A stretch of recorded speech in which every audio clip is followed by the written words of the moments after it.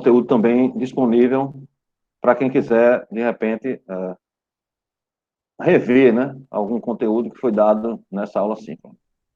Ok? Eu vou fazer uma apresentação aqui do nosso curso, da disciplina.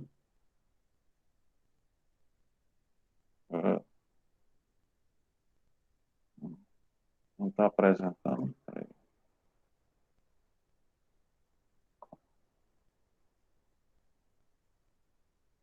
O computador um pouco devagar, o meu, ok? Ele não é legal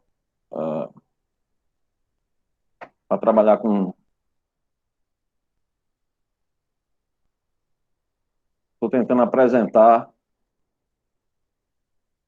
Pronto. Estão vendo aí o slide? Todos estão vendo o slide? Sim, professor. Pronto. Eu vou, a partir desse momento, agora eu vou ampliar aqui para fazer tela cheia aqui para mim. Está para carregar.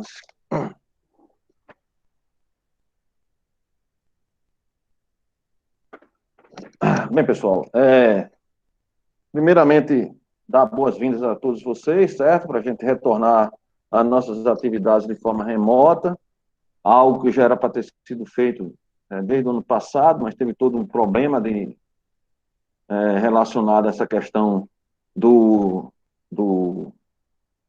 coronavírus, mas eu tive uma experiência boa, né, no que diz respeito à disciplina que eu ministrei na graduação de gestão pública e a disciplina que eu ministrei no curso do mestrado em ciência política, do qual eu faço parte. Vocês estão me ouvindo? Sim.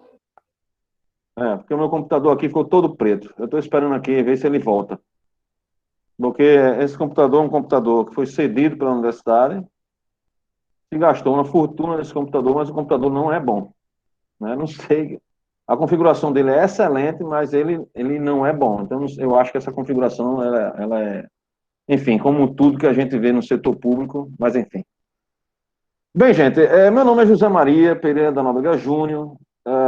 Acho que vocês já me conhecem, né? Que estamos aí pendurados desde o ano passado. A minha área dentro das ciências sociais é ciência política. Né? Então, aí, numa disciplina como de Sociologia e Cidadania, o meu olhar no cátedra, eu fiz o mestrado e doutorado em Ciência Política na UFPE, né? Isso já faz um bom tempo. Hoje eu sou professor associado da UFCG na área de Ciência Política, ministrando disciplinas de política nos cursos de Ciências Sociais, Gestão Pública e no mestrado em Ciência Política em Campina Grande. Certo?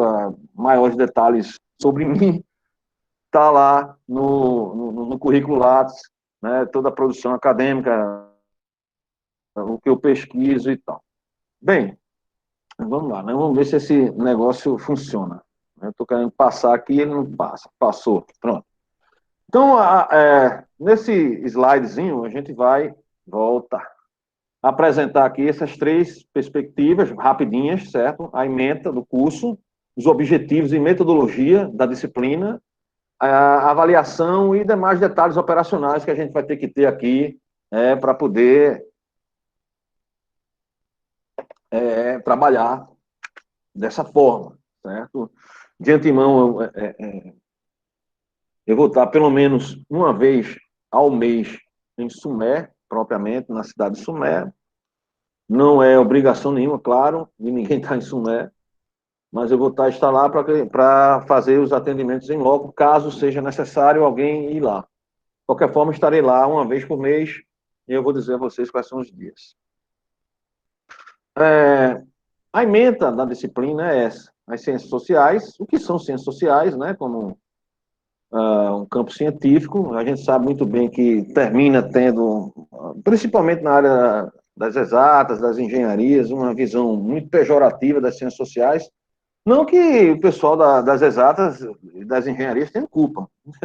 A culpa é do pessoal das ciências sociais, né? Que gosta de um estereótipo e termina levando esse estereótipo para além dos muros da academia e termina refletindo no que as pessoas vão enxergar do que são as ciências sociais. Então, as ciências sociais, como qualquer área científica, são ciências, né? Uma sociologia que estuda o fenômeno social, a antropologia, o fenômeno cultural, e a ciência política, as instituições do Estado e da sociedade, né? Não só as instituições ligadas à política propriamente, poder executivo, legislativo e judiciário, mas as instituições da sociedade civil, as instituições, as ONGs, as instituições ligadas à economia de mercado,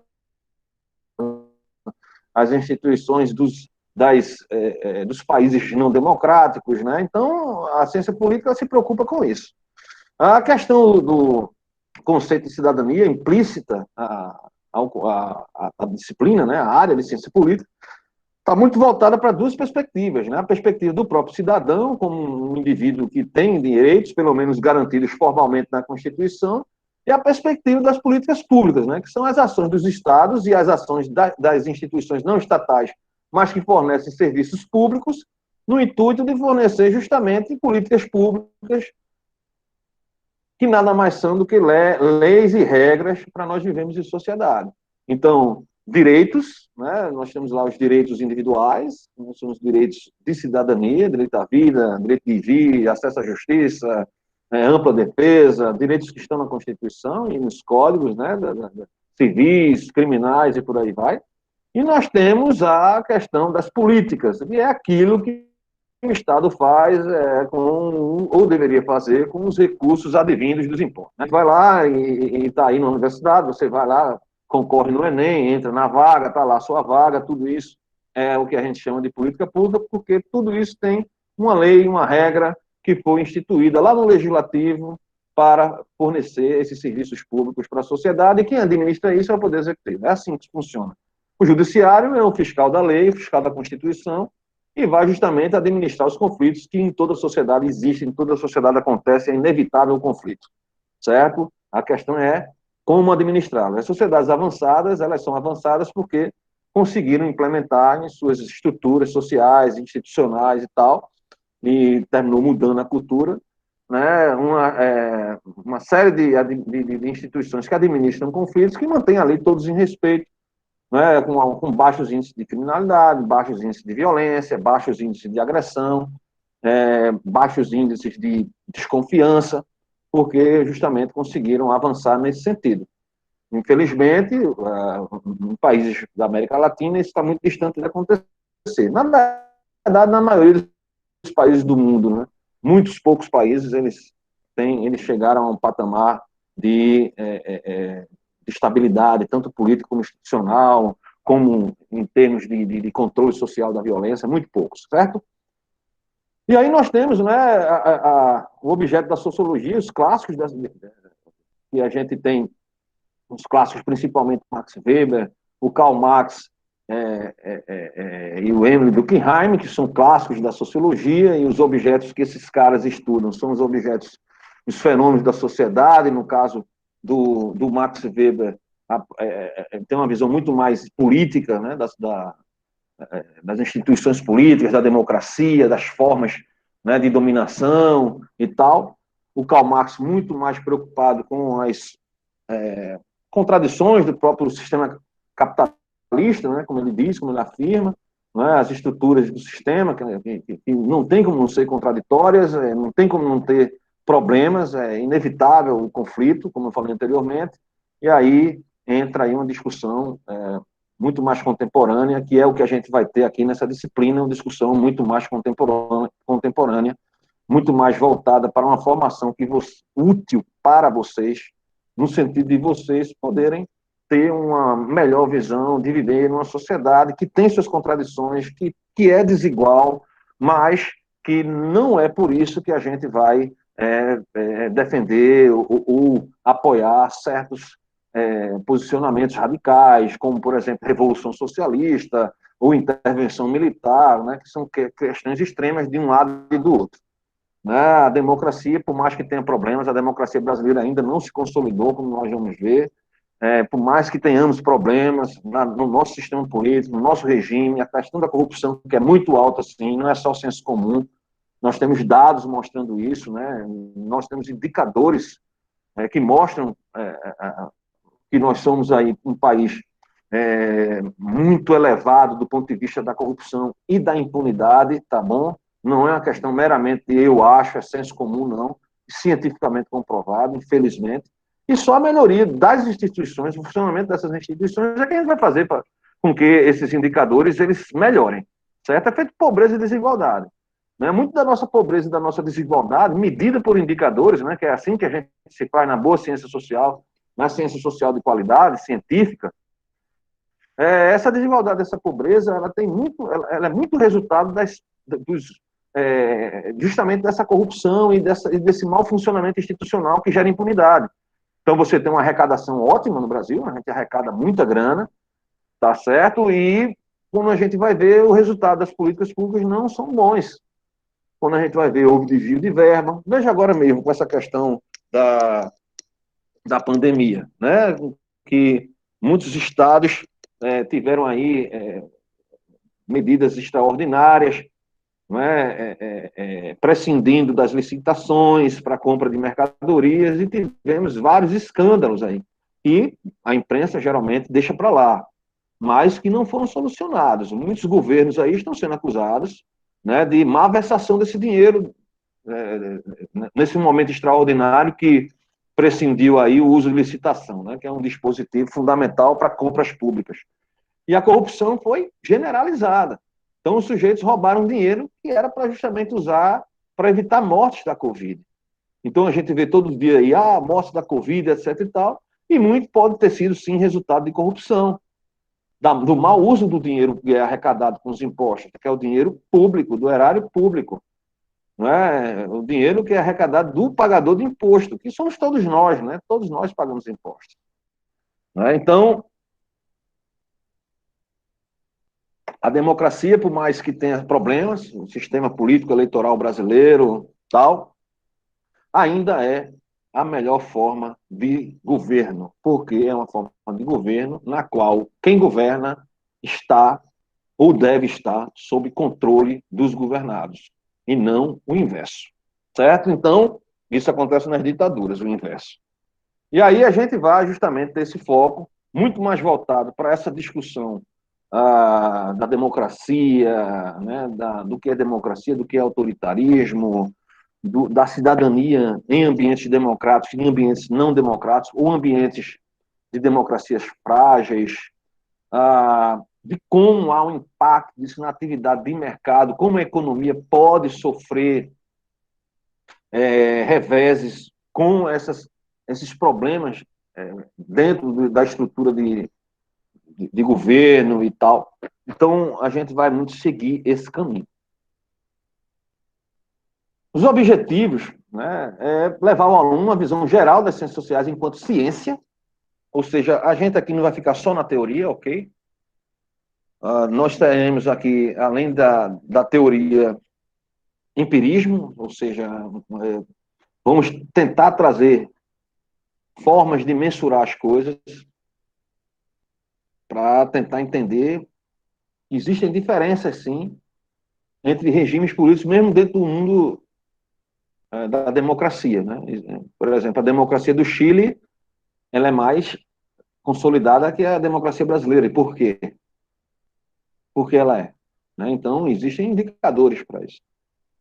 Então, nós vamos trazer essa visão mais geral, definir o Estado de Direito, democrático de direito, que é fundamental. Então, um pouco da Constituição. A gente fala muito da Constituição, mas ninguém nem sequer lê. E passamos o tempo inteiro vendo indivíduos que têm poder rasgando a Constituição e fica por isso mesmo. Na verdade, quem tem poder e rasga a Constituição deveria estar sendo limitado por outro poder. É assim que a gente chama da tripartição do poder em repúblicas democráticas, reais, né? Então, mostrar a relação entre este Estado de Direito e a qualidade da democracia cidadã, que é uma democracia onde, além das eleições como um atributo importante para a escolha dos governantes, para a escolha de quem vão ser nossos representantes, nós tenhamos também a perspectiva da participação política, da cultura política, não é? Da liberdade política, de se manifestar contra quem quer que seja, lógico que dentro da lei. Uma coisa é eu criticar um governo, outra coisa é eu tentar matar o governante. Isso é uma distância muito grande, ou ameaçá-lo de morte, certo? Existem leis que limitam o indivíduo nesse sentido. Mas você criticar um governo, às vezes até com raiva, de falar um palavrão, coisa e tal, isso não lhe faz um criminoso, certo? Mostrar que a cidadania no mundo contemporâneo está ligada à capacidade dos Estados em garantir direitos civis, políticos e sociais. E a gente tem que ter muito cuidado, que algumas ditaduras elas fornecem direitos sociais para alguns indivíduos nela, mas direitos civis e políticos não. Trocando em miúdos, falar mal do governo, preso. Né? Acontece isso em Cuba e acontece isso na Coreia do Norte. Dentre outros países, né? Dos países aí, dos mais de 170 países que nós temos referenciados e estudados no mundo, 34% deles, em média, não são países nem de longe democráticos, são regimes realmente autoritários, certo? Relacionar este conhecimento teórico e empírico a respeito da cidadania ao processo produtivo sustentável no mundo contemporâneo. Então, essas questões ligadas à cidadania, ligadas aos direitos civis, direitos políticos, direitos sociais, as políticas públicas, né, porque são elas as que vão garantir tais direitos, elas estão dentro de uma realidade, ou devem estar dentro de uma realidade, de um processo produtivo, né, que tem uma cada vez maior pressão para ser sustentável, né, no mundo contemporâneo. Então, esses objetivos aí, a gente entender essas formatações, esses formatos dos estados contemporâneos, das democracias, dos regimes políticos, da cidadania, entender isso de uma forma mais fácil possível, né? Ou entender melhor isso, para que vocês tenham aí uma formação social e cidadã mais consistente, não só do ponto de vista teórico, mas também do ponto de vista empírico. A metodologia da disciplina é ensino expositivo, conteúdo, com debates e leituras, não tem como ser diferente. A gente vai usar aí recursos, né, da internet, como o Google Meet, agora, que a gente está usando, e YouTube, certo? As atividades serão tanto síncronas, né, em tempo real, como assíncronas, e essas atividades, como essa que eu estou gravando agora, ela vai ficar disponível no canal do YouTube para aqueles que, porventura, não conseguiram assistir essa aula nesse momento. Dizendo para vocês, dentro dos procedimentos que eu vou falar agora, que o estudante, a gente não vai fazer chamadas, eu não vou estar nem sequer vendo quantas pessoas estão assistindo a aula, eu vou dar a aula e vou gravar a aula. Se tiver 2 pessoas, 20, 30, certo? O aluno que não puder assistir, ele vai ter esse mesmo conteúdo disponível logo em seguida, né?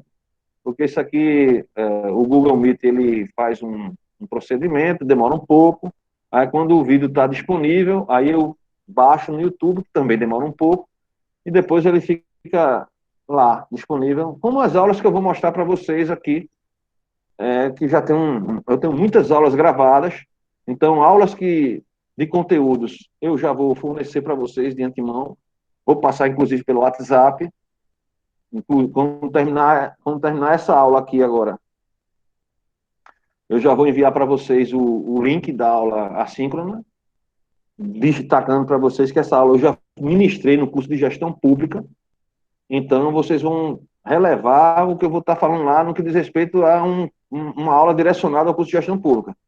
O foco vai ser no conteúdo do livro, que é o mesmo livro que eu estou passando para vocês, certo?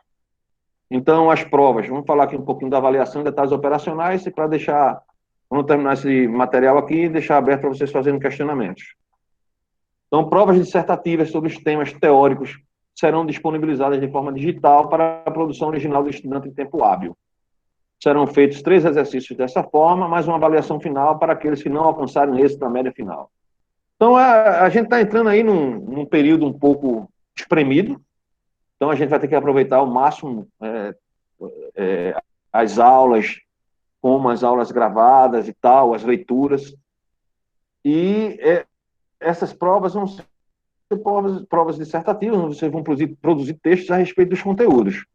Essas provas dissertativas, no dia da prova, eu vou abrir 1 hora, umas 2 horas para a gente falar sobre ela, e depois eu encaminho ela pelo WhatsApp ou por e-mail, né? Eu acho que pelo WhatsApp é melhor, no grupo, para que vocês produzam isso em 24 horas, certo? E envie para mim, encaminhe por e-mail, que é um e-mail que eu vou passar para vocês, e é para que eu possa fazer a correção e a gente tem aí as notas sendo computadas. É uma disciplina tranquila, uma disciplina que vocês vão fazer isso com tranquilidade, é só acompanhar as aulas, fazer as leituras, tirar as dúvidas e fazer essas dissertações e vai dar tudo certo. Então, as aulas, como eu já falei, podem ser síncronas, quando é dada ao vivo, ou assíncronas, gravadas e disponibilizadas em canais das redes sociais. No meu caso, eu uso o YouTube. Há uma importância aí, né? Tem a importante autonomia do estudante. O estudante tem que ter autonomia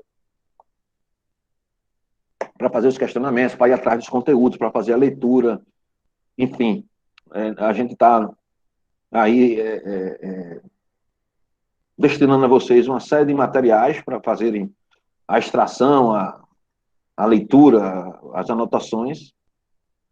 E aí eu darei um atendimento presencial uma vez por mês em minha sala, no ambiente dos professores em Sumé. Não quem tiver em Sumé de bobeira, quiser dar uma passada lá, eu vou dizer quais são os dias e horário que eu vou estar lá.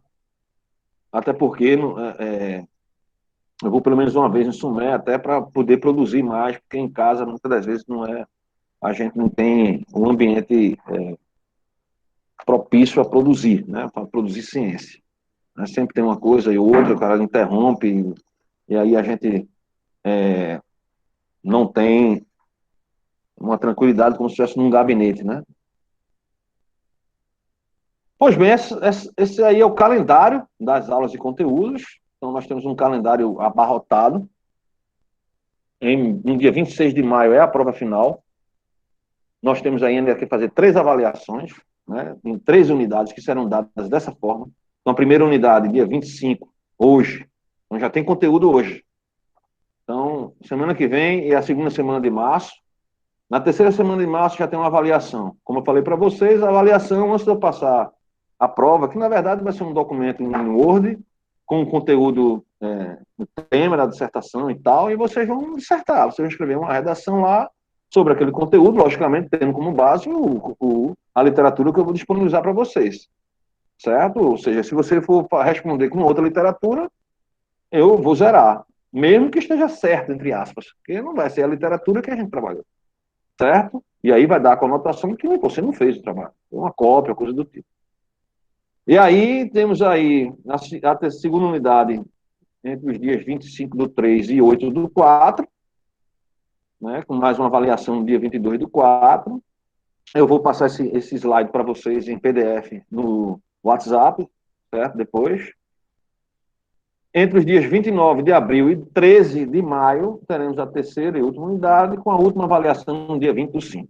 Então, a dinâmica vai ser uma dinâmica bem interessante, apesar de parecer ser uma coisa bem corrida, não vai ser, porque, por exemplo, essa aula aqui vai ficar gravada, então vocês podem assistir ela novamente quantas vezes quiser, com uma aula assíncrona que eu vou disponibilizar para vocês logo em seguida, não é? As aulas assíncronas que eu vou disponibilizar para vocês logo em seguida, que já foi gravada desde o ano passado e está lá no meu canal do YouTube, e vocês têm vários acessos, ou vários conteúdos para acessar aí no YouTube, certo? Mas eu vou dizer qual é a aula em específico que vocês vão ter que assistir logo após essa aula síncrona. Então, a aula síncrona é essa aí, logo após, a síncrona, perdão, esse termo síncrono e assíncrono é uma chatice, nomezinho chato. Então, nós temos aí o canal do YouTube que está a aula, que é o do capítulo 1, livro, que eu vou apresentar para vocês agora, rapidamente. E na aula vocês vão verificar o conteúdo programático. Perdão, na aula vocês vão ver, vão extrair o capítulo 1 do livro. E, salvo engano, nessa aula que está aí, está não só o capítulo 1, como a introdução, capítulo 1 e 2. Porque eu dividi esse livro em 3 aulas. E, na verdade, vocês vão assistir, né? Algumas aulas dessas aí. O capítulo 1 está nesse conteúdo aí que eu coloquei e vou mandar para vocês esse link também. Certo?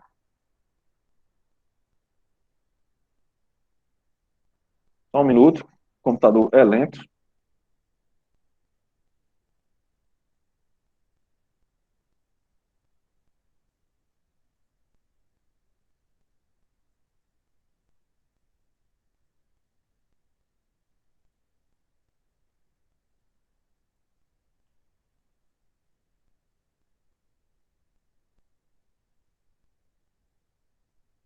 Meu outro computador era bem melhor.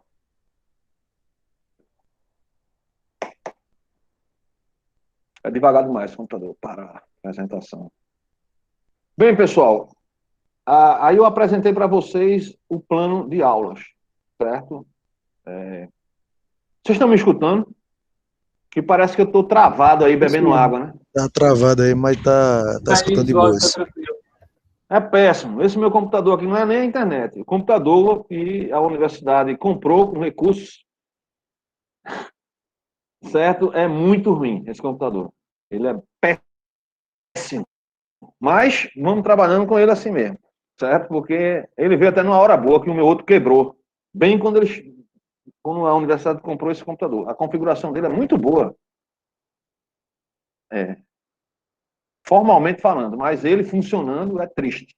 Enfim, pessoal, essa vai ser o modus operandi da disciplina, tá certo? Nós vamos trabalhar assim. Então, toda quinta-feira, de 14 às 16 horas, a gente tem aula síncrona, que eu gravo, e depois vou disponibilizar lá de novo. E logo, das 16 horas, vai ser computado, pelo menos formalmente, computado no controle acadêmico, a aula assíncrona, que vocês podem assistir em outro momento, enfim, não precisa assistir naquela mesma hora, às 16 horas, não. Às 16 horas vocês podem, de repente, não, vou lanchar, vou fazer outra coisa, tenho um compromisso e tal. A aula vai estar disponível lá para vocês assistirem no momento mais adequado. Só que 8 dias depois, ou seja, de hoje a 8 às 14 horas, eu não vou mais apresentar a disciplina.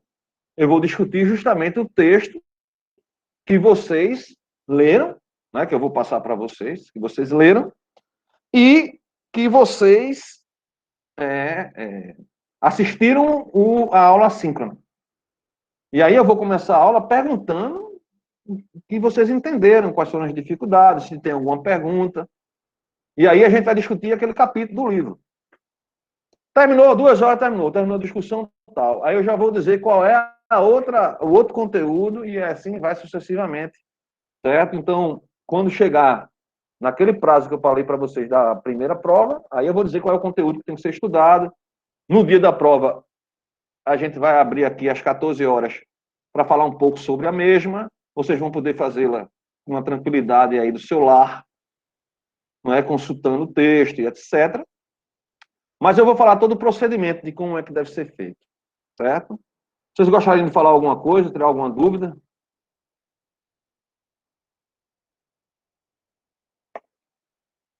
Eu já falei bastante aqui agora. Eu deixo aberto um pouquinho para vocês antes de continuar.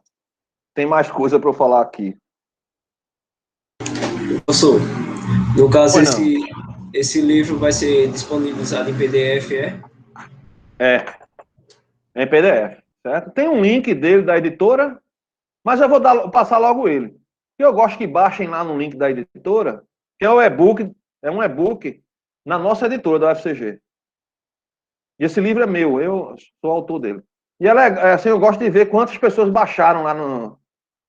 Né? Então, muita gente baixou esse livro. O livro foi muito legal. O pessoal gostou muito do livro. E aí vocês vão ter a oportunidade de ler, até porque a discussão é uma discussão muito contemporânea. E eu gosto de discutir questões contemporâneas, certo?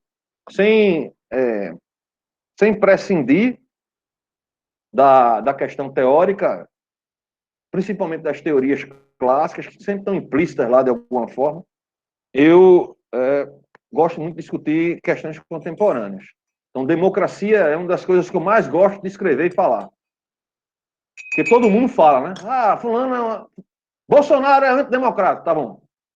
Por que ele é antidemocrático? Aí eu quero discutir, né? Para eu saber que ele é antidemocrático, primeiro eu tenho que conceituar o que é democracia. Conceituando democracia, eu vou ver o que é que ele fez para saber se realmente ele foi antidemocrático ou não. Ou se é apenas o pessoal fica com raiva do jeito dele falar, etc e tal. Do mesmo jeito, o Lula, né? Para não ficar. O mesmo Lula é antidemocrático. Então, é aquela coisa. O que é ser antidemocrático?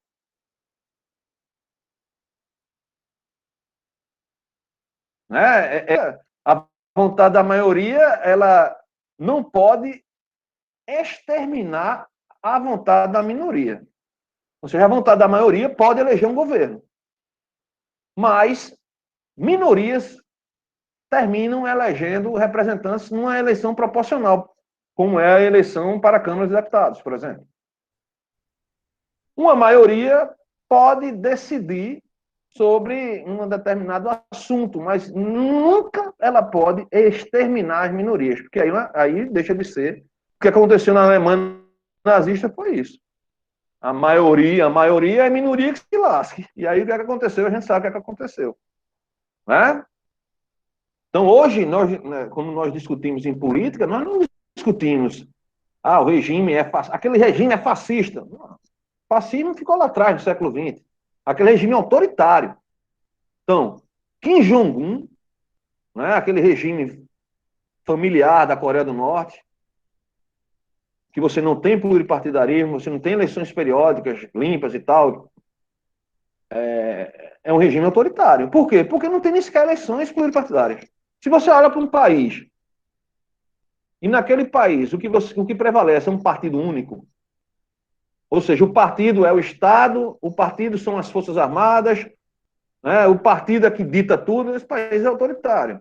Por quê? Porque a primeira característica de uma democracia representativa moderna é o pluripartidarismo. Ou seja, são as variedades partidárias. As variedades, ideológicas. Não existe uma ideologia que esteja acima das outras. Então, numa democracia, conservador tem vez? Tem, claro. Numa democracia, o progressista tem vez? Tem, claro. Numa democracia, os movimentos sociais têm vez? Sim, claro. Numa democracia, eu posso ir para as ruas, me manifestar contra determinado ato do governo? Sim, claro. Agora, logicamente, que existe também na democracia aquilo que a gente chama de império da lei, que não foi criada, a lei na democracia, ela não foi criada por marcianos ou por um regime político autoritário que deixou de ser autoritário e virou uma democracia com as mesmas leis. Tanto é que assim que houve a redemocratização no Brasil, lá em meados da década de 80, que a gente deixou de ser uma ditadura militar e passou a ser uma democracia representativa, logo em seguida se criou a Assembleia Nacional Constituinte, porque tinha que se fazer uma nova Constituição.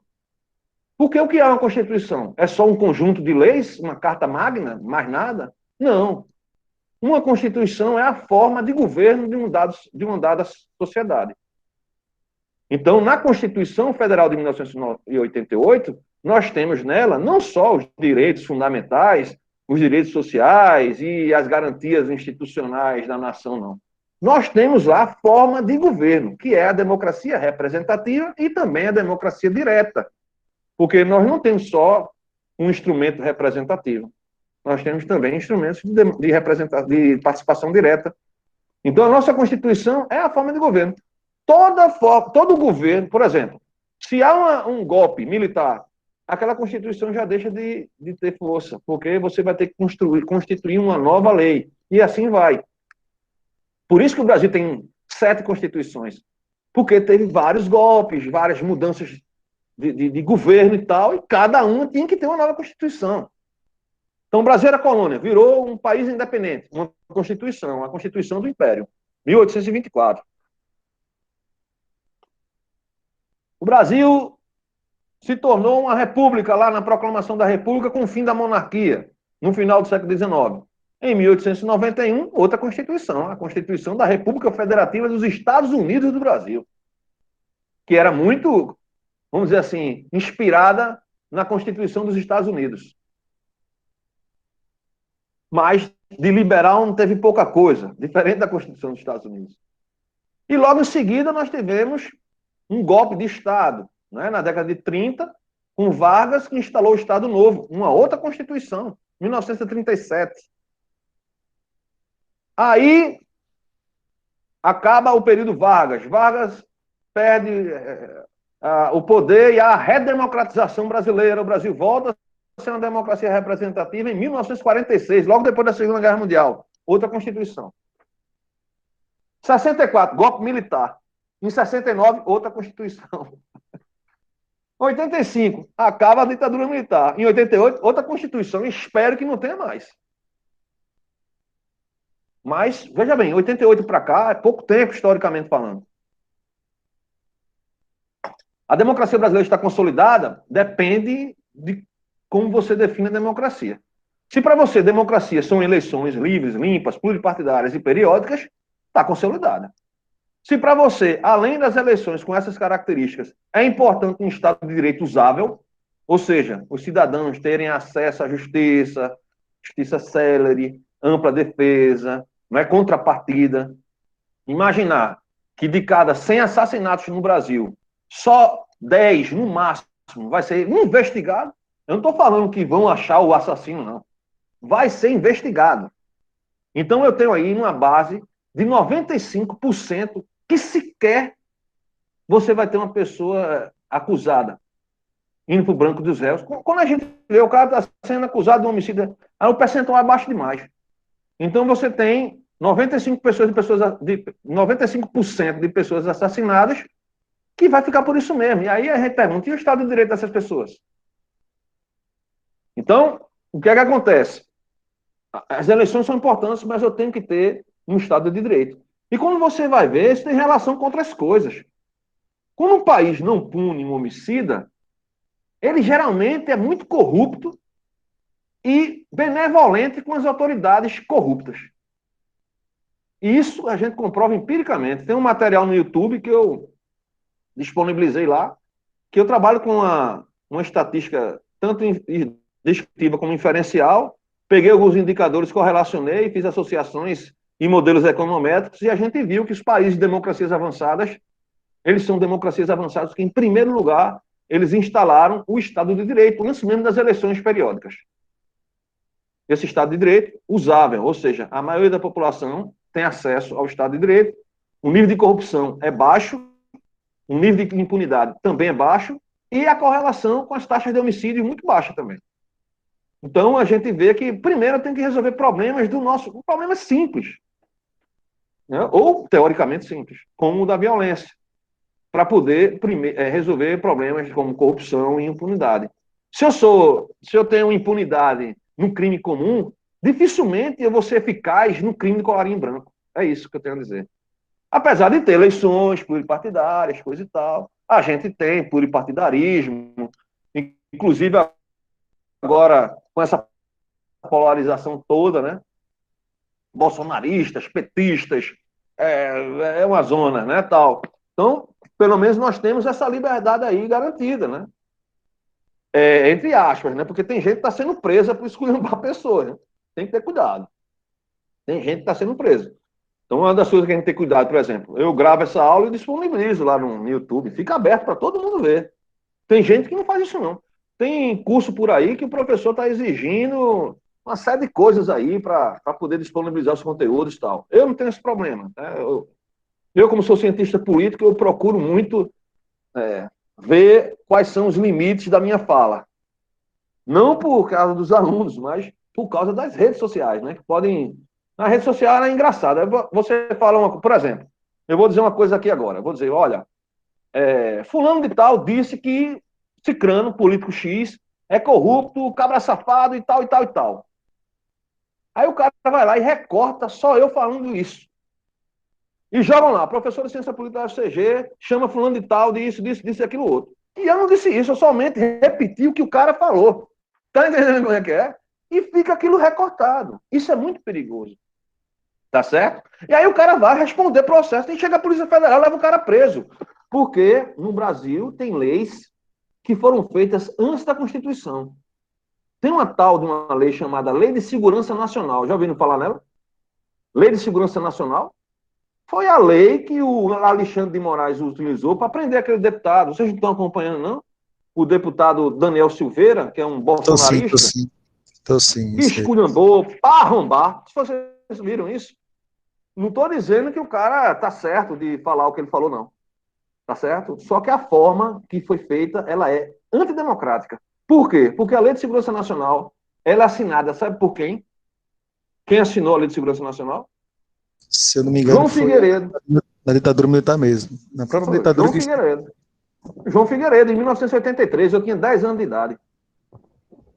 Aí eu certo? João Figueiredo. Para prender o cara. Enquanto isso... Pô, Ele usou o artigo 26. O artigo 26 da Lei de Segurança Nacional. Certo? Que é um artigo maluco. É como se dissesse assim, olha, sujeito que esculhambar... E não é só esculhambar qualquer um, não, assim, da Suprema Corte. Por exemplo, Bolsonaro esculhambou ele todo dia. Se ele quisesse, ele pegava a Lei de Segurança Nacional e não dava prender. Agora, se ele fizesse isso, hein? Imagina se ele fizesse isso. Não ia ser a maior confusão do mundo? Iam chamar o cara de fascista e tudo mais. Mas o Alexandre de Moraes não é fascista, não. Por quê? Porque ele prendeu um fascista. Vê que loucura. Eu uso um fascista para prender um fascista. Tá certo? Porque na Constituição é o seguinte: se eu cometi um delito, eu estou sendo acusado de um delito, eu não posso permanecer preso sem um devido processo legal, a não ser em flagrante delito. E o cara criou até isso. Ele criou um flagrante delito que é o vídeo. O vídeo está lá o tempo inteiro e tem flagrante delito o tempo inteiro. Então, por exemplo, se eu falar alguma coisa aqui e o sujeito quiser e eu deixar lá na rede social, mesmo que seja daqui a um ano, é flagrante delito. Só que aí a gente vai ver na internet que tem um bocado de gente que esculhambou o STF e ninguém disse nada, ninguém prendeu o cara por flagrante delito. A maior esculhambação. Então, no Brasil, é justamente o que eu falo. Ora ditadura, ora democracia. Na história, é esse. Porque a gente não consegue consolidar a democracia. A gente consolida algumas instituições, como as eleitorais. Mas a gente não consolida a democracia como um regime realmente democrático, no qual o Estado de Direito realmente vai ser um Estado de Direito democrático. Porque quando eu digo que o cara ele está sendo contra a democracia, o discurso dele é de ódio contra a democracia, e eu pego uma lei da ditadura para prender, é uma coisa contraditória. Não tem sentido isso. Tá certo? Olha, eu vou usar a Lei de Segurança Nacional para prender fulano de tal, porque ele é antidemocrático, só que a lei não é democrática. A Lei de Segurança Nacional é um resquício autoritário. Eu escrevi isso, desde 2010, quando eu publiquei lá uns textos sobre isso. Aí quando vi o cara usando, eu disse, rapaz, vamos continuar sendo um regime não consolidado, democracia não consolidada. E aí, justamente dentro dessa sistemática que eu faço as discussões. Né? As discussões da gente vão ser muito em cima disso. É aquela coisa, né? Me chamaram para dar disciplina de Sociologia e Cidadania, sabendo que eu sou cientista político. Então, não tem como não discutir política. Agora, discutir cientificamente. E não discutir como se estivesse na mesa do bar. Aí eu não discuto. Né? Discutir com teoria e método. E muito pouca gente faz isso. Pouquíssimas pessoas fazem isso. Né? Que é discutir com uma consistência teórica, metodológica e tal. Então, o que eu vou trazer para vocês aqui, e essa primeira leitura que vocês vão fazer do livro que eu vou apresentar agora, é uma discussão mundial. É uma discussão da ordem do dia. Essa discussão que vocês estão fazendo comigo aqui, o sujeito que está tendo uma disciplina de ciência política na Universidade de Chicago, nos Estados Unidos, discute essa literatura. Certo? Discute essa literatura. Então, são autores que são fundamentais. Né? Por exemplo, quando eu cito um cara como Adam Tversky, como Scott Manwaring, que são cientistas políticos americanos, né? O Tversky não, que é polonês, mais radicado nos Estados Unidos. É uma discussão, esses caras estão discutindo, publicando livros sobre crise da democracia, publicado em 2020, 2019 e tal e coisa. Tá certo? Então, são questões da ordem do dia. Vocês já ouviram falar numa revista chamada The Economist?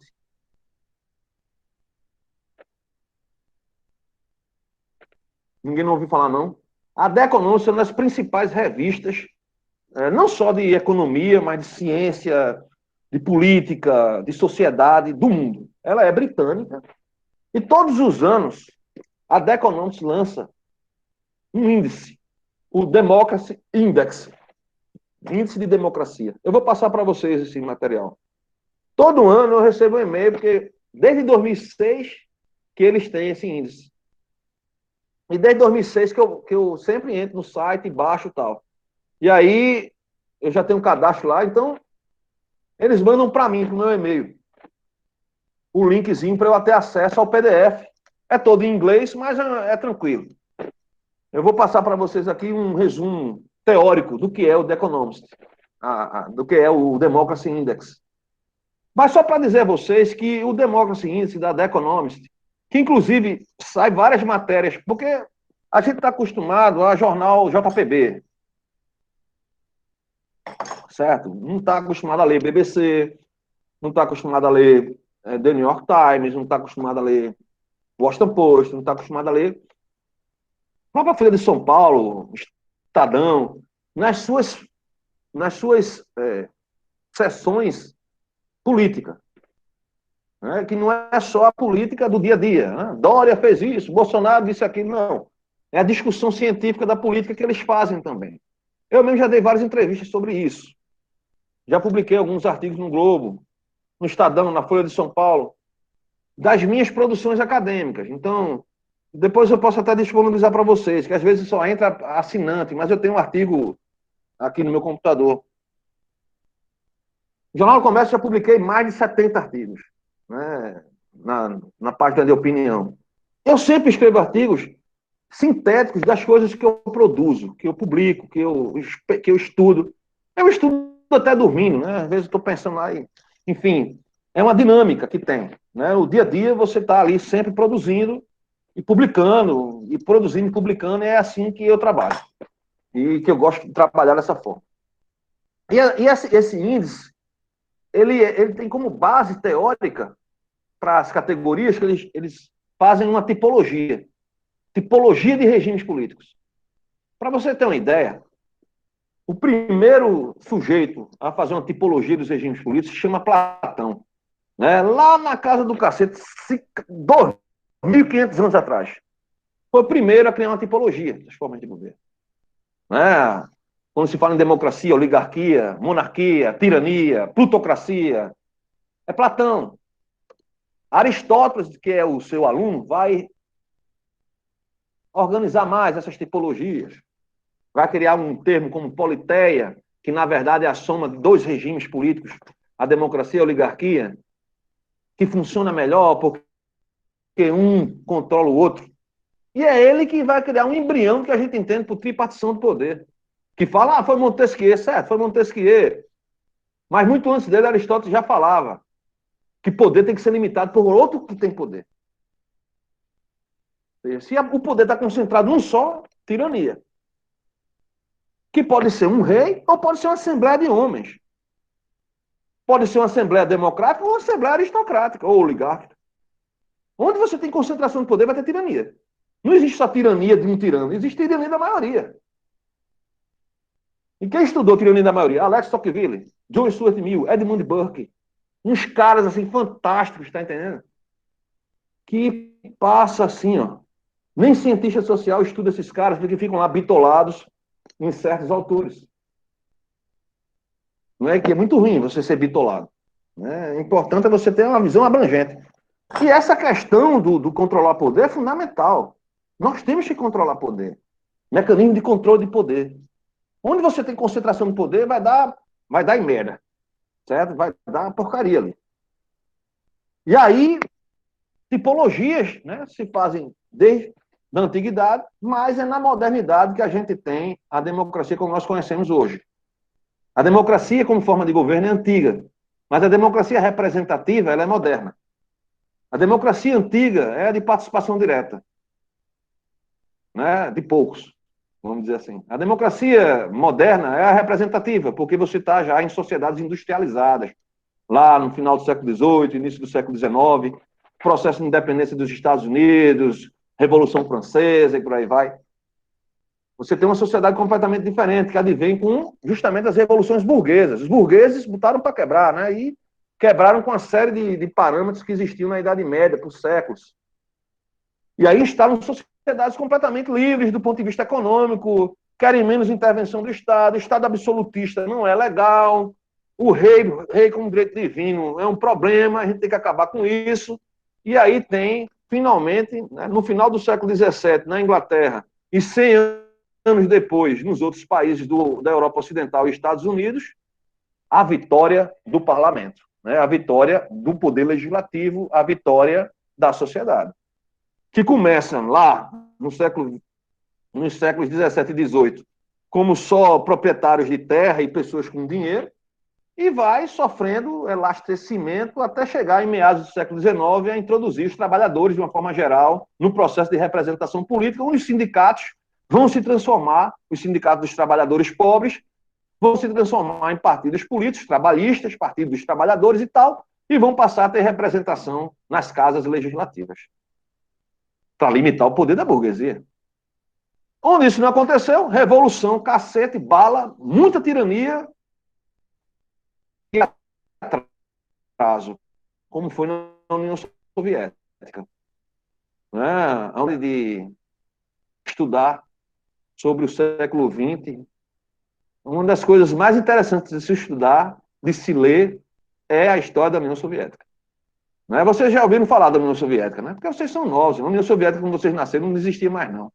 Mas eu, lá nos idos da década de 80, em 83, 82, meus livros de geografia estavam lá, as duas grandes potências. Isso me marcou muito. Não é à toa que eu fui fazer história, filosofia, coisa e tal. Me marcou demais, porque eu sempre fui um cara que gostei minha vida inteira de esportes, muito de esportes. Né? Gosto demais de futebol, é uma coisa até, às vezes, meio doentia. E eu gosto muito de esportes. Por sua vez, eu gosto de filme de ação. E na minha época, né, eu nasci em 73, um dos meus ídolos de infância, e até hoje, chama-se Rocky Balboa. Né? Rocky Balboa, não sei se vocês já ouviram falar dos filmes de Rocky e o Lutador. E tem um filme de Rocky que é simbólico. Rocky 4. Rocky 4 é de 1987. Justamente o período que a União Soviética está se acabando. Mas ninguém sabia, porque ela era muito fechada, ninguém estava sabendo que a União Soviética estava se acabando. E aí, Rocky, né, que é Stallone, lança o filme, que é contra um lutador soviético, né, que é o Ludwig, né, é um galegão alto, etc. e tal. E o filme, a abertura do filme, são as duas luvas de boxe, uma batendo na outra, uma com a bandeira dos Estados Unidos e a outra com a bandeira da foice e martelo da União Soviética. Se vocês tiverem oportunidade, no YouTube tem isso aí, é muito legal. E as músicas são fantásticas, né? As músicas da época, Survival, as músicas Eyes of the Tiger, cada música massa, as músicas de rock da época, um rock bem da década de 80 mesmo e tal. E assim, o símbolo era muito forte. A gente tinha uma visão, o mundo era partido em duas faces. Capitalismo e socialismo. Vê só. Que, na verdade, o sistema econômico era capitalista. Mas o regime político era democrático. A democracia representativa. E o regime socialista, certo? Economicamente falando, ele era centralizado, fechado, muito fechado. E o regime político era autoritário. Social, não podia se manifestar religiosamente, você não tinha liberdade de expressão, liberdade religiosa. Né? Se você chegasse e dissesse que era muçulmano, coisa e tal, você sofria repressão do Estado. Tanto é que a União Soviética era muito artificial. A União Soviética era composta por 15 Estados-nação. Imagina, você tem Estado-nação aí muçulmano, você tem Estado-nação aí católico, você tem Estado-nação aí com uma diversidade cultural incrível, que tinha a mão pesada de Moscou em cima desses 15 estados. É uma história, assim, impressionante. Vocês lerem a história da União Soviética, é impressionante. De vez em quando eu vou lá ler de novo, porque eu gosto muito de ler. Não gosto do que aconteceu lá, mas gosto de ler, até para ficar entendendo cada vez mais o que a gente tem que evitar, que é um tipo de sociedade, um tipo de regime daquele. E aí, você, na década de 70 e 80 no Brasil, principalmente nas universidades, se defendia com unhas e dentes o regime da União Soviética. Imagina, eu ia ter aula de geografia e de história com professores que saíam dessas faculdades. O sistema capitalista é ferrenho, o sistema capitalista é injusto, coisa e tal, papapá, a justiça só existe com igualdade social. E aí, a foice e o martelo, né? E você, criança, lá assistindo isso, as aulas, aí de repente vai assistir o filme de Rocky Balboa, e quem ganha são os Estados Unidos, né? E aí aí aquela confusão, né? Na sua cabeça. Eu fiquei adulto, né? Entrei na universidade, fui fazer história, dentro desse ambiente ainda, muito marxista, que ainda é até agora. E aí eu comecei a trocar, peraí, não é bem assim não, tem calma que essa coisa de capitalismo injusto, eu quero saber o que é justo, onde é que a gente tem justiça social no mundo? Quando a gente começa a... Porque é o seguinte, gente, o cara com 20 anos de idade, até 25, 30 anos, ele é revolucionário. Quando começa a chegar os boletos bancários em casa, e que você precisa pagar, ele vai começando a arrefecer essa onda de revolucionário e vendo que tem que fazer alguma coisa para resolver aquele problema imediato. O que vai acontecer no futuro, a Deus pertence. Eu quero resolver o meu boleto. E aí começa a ver que as coisas não funcionam assim. Né? Eu mesmo entrei na faculdade tarde, entrei com 24 anos, já trabalhava há muito tempo, desde os 18, e eu fui fazer faculdade porque eu gostava de história, já tinha minha profissão, só vou fazer o que eu estou afim de fazer.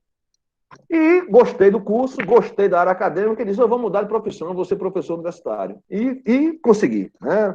Então, depois de um tempo, 13 anos depois, eu consegui, que foram vários anos na graduação, mais uns aninhos no mestrado, mais uns 4 anos, mais 3 anos no doutorado, e aí eu entrei na universidade, já lecionava, logicamente, como professor de faculdade privada, mas eu queria entrar na universidade pública. Mas, assim, e muita coisa caiu, as máscaras caíram, vamos dizer, as máscaras caíram. E aí a gente começou a perceber que existe... O sistema capitalista é um sistema que, se você for analisar friamente, ele foi muito menos injusto do que o que a gente viu na história, o que a gente viu na história, milhares, né? Pelo menos na história, né? Que é quando tem a escrita para cá, e que a gente não viu nada parecido. Imaginar que uma pandemia dessa você já tem vacina, mesmo com um grau de eficiência contestável, mas você já tem vacina com 1 ano. Isso é ciência. Né? E a ciência, ela depende muito. Né? E o capitalismo traz isso, a motivação. Não é? Bill Gates não seria um Bill Gates sem o capitalismo. A Apple não seria a Apple sem uma economia de mercado. Vamos tirar um termo capitalismo, vamos usar economia de mercado. Então, em toda a sociedade você tem injustiças, umas mais e outras menos. E em umas mais, outras menos, dentro do mesmo sistema econômico. Empresa de ônibus e veículos, caminhões da Suécia. A Suécia é uma democracia, mas ela é uma social-democracia. Tem uma grande rede de bem-estar social na Suécia. A taxa tributária na Suécia é altíssima. É uma das maiores do mundo. E o Brasil também é uma das maiores do mundo. Só que o resultado na Suécia não preciso nem dizer, né, em relação ao Brasil. O Brasil também é uma social-democracia. Não, Petrobras, certo? O problema do Brasil da Petrobras não é a atividade de mercado, não é o mercado. O problema do Brasil da Petrobras são as conjunturas políticas, os políticos, os resultados que a gente tem. Nós arrecadamos muita grana. Certo? Se você for pegar sua moto, seu carro, for botar gasolina, você vai ver lá os tributos. Certo? É praticamente a metade do preço da gasolina é de tributo. Então o Brasil arrecada muito. Imagina quantos litros de gasolina são vendidos por dia no Brasil. O governo sempre tem dinheiro. Essa história de dizer, não tem. Tem, sempre tem. Não tem como não ter. Imagina se você tivesse acesso a um percentual produtivo de 50 postos de gasolina por mês. Tu ia ficar sem dinheiro? Aonde? Como indivíduo, como pessoa. Imagina, tem 50 postos de gasolina, tu tem direito por mês a 1% de cada 50 postos de gasolina desse, você como indivíduo. Não precisava trabalhar. Tá certo? Então, o Estado arrecada muito. O problema é como ele usa esse recurso. Então, não é ser social-democrata ou menos social-democrata, maior intervenção do Estado, menor intervenção do Estado. O que vai fazer a diferença é como se gere isso. É a mesma coisa você em casa. Você quando está na sua casa. O café tá frio, vigi. Você quando está em sua casa. O que lhe limita? Você está afim agora de ir no shopping, comprar uma roupa bonita, certo? Um sapato bem legal, e ir almoçar no Bonaparte, né? Um filezinho de frango à parmegiana, com uma batatinha frita, um purezinho, uma Pepsi bem gelada, com aquele gelinho, no ar-condicionado do shopping, né? É legal, não é? E isso é capitalismo, viu? Você não vai encontrar em outro lugar que não tenha o capitalismo. Você não vai encontrar um shopping, um Bonaparte e tal. O que vai limitar é sua conta bancária. Não é isso? Você tem dinheiro ou cartão de crédito para fazer isso? Então, a vontade a gente tem. Quem não tem vontade de chegar numa loja e comprar um belo carro? Né? Um carro confortável. Principalmente nessa estrutura que a gente tem, que é muito ruim. A Campina Grande é menor. Pior quem mora em Recife. De se locomover, né? De sair, de se divertir e tal. Então, a natureza humana ela é a mesma. Todo mundo... É aquela coisa... A gente fala, a natureza humana, papapá, a discussão ela é eterna. Todo mundo discute natureza humana. Os filósofos discutindo natureza humana. Mas uma coisa é certa.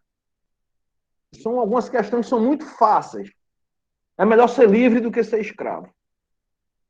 Nenhuma sociedade, você diz, olha, aquele povo ali gosta de ser escravo. Nenhuma sociedade. Todos nós buscamos a liberdade. Liberdade de vir, liberdade financeira, não é? Liberdade de expressão, liberdade religiosa, liberdade de culto, liberdade sexual. Nós buscamos isso. Em sociedades que há limitações a isso, são sociedades com regimes autoritários. É melhor estar saudável ou doente. Não tem discussão. Quem é que diz? Não, eu quero ter Covid, porque é massa ficar sem respirar. Ninguém diz isso. O bom é estar saudável. Não é isso? Você está com disposição, tomar um Red Bull e jogar bola. É bom demais. Certo? Então, são coisas que fazem parte da natureza humana. É melhor você estar num lugar com um clima temperado, confortável, ou estar no sol quente, no meio da rua, com fome, calor, sem uma água para beber, geladinha. Isso não existe. Então, são coisas que fazem parte da nossa natureza. Certo? A nossa natureza. Nós buscamos. Agora, existem pessoas perversas por natureza e existem pessoas que não são perversas por natureza. Existem pessoas, mas todas as pessoas podem ser perversas em algum momento.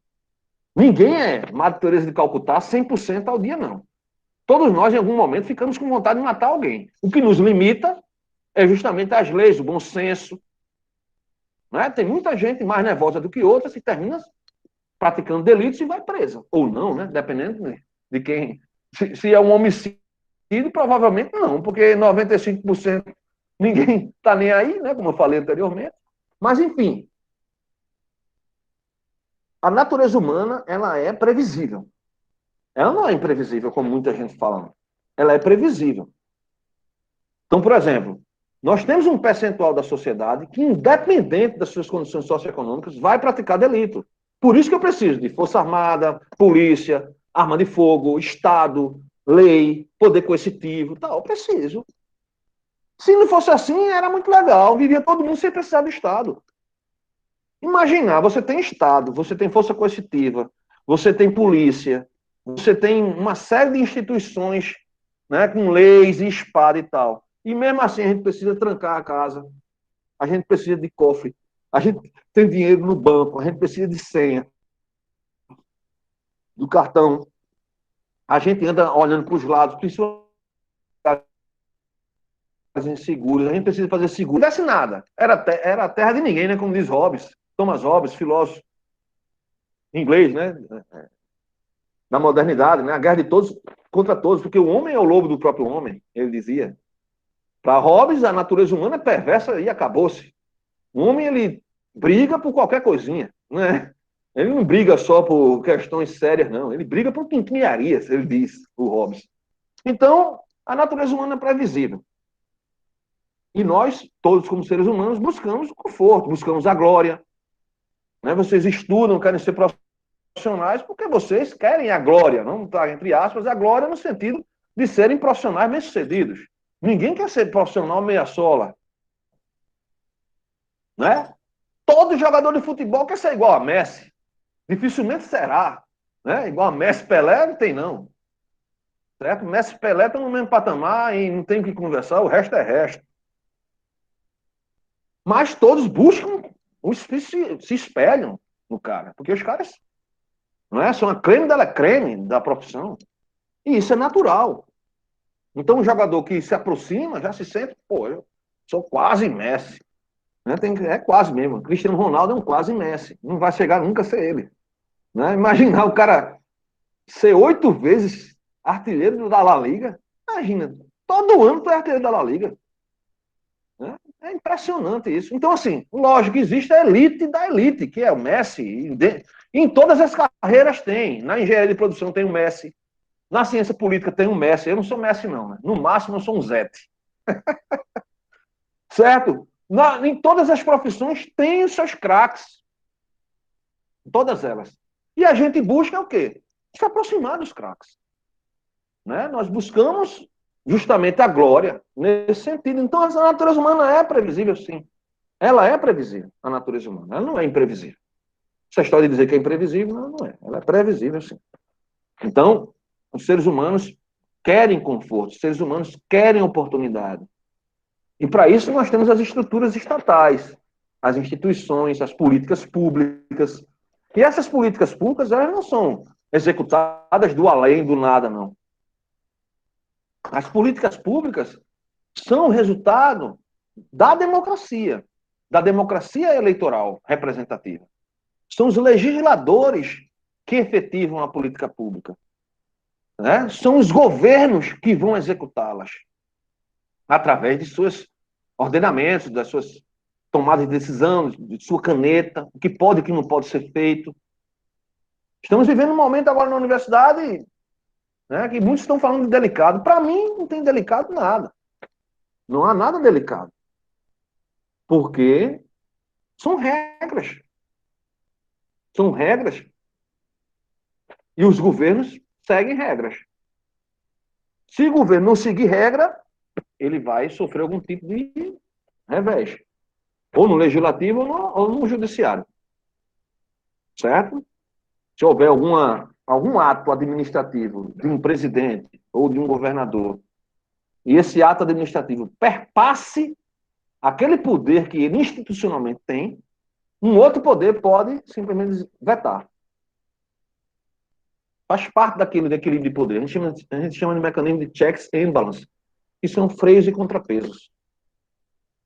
Então, por exemplo, estamos vivendo agora esse momento. O momento da reitoria, né? O reitor aí teve uma confusão, não sei o quê, papapá, só sei que o presidente escolheu a lista tríplice, o terceiro.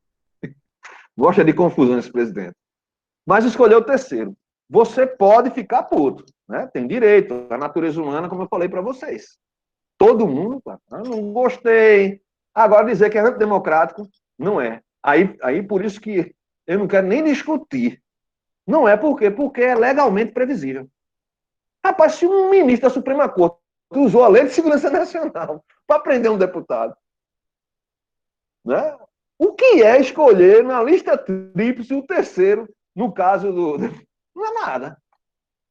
É legalmente previsível. Então, tudo que é legalmente previsível é democrático, até que se você mude a legalidade. Ou seja, eu não concordo com essa lei. Aí tudo bem.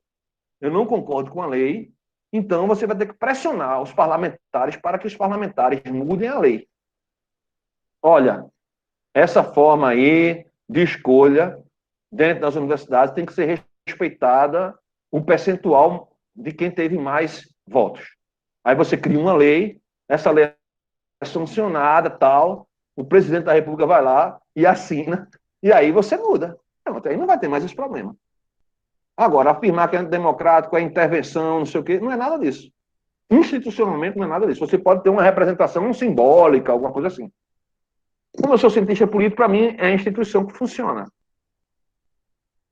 É a institucionalidade. Então, é legal, o presidente pode fazer isso? Pode. Eu vou discutir o quê?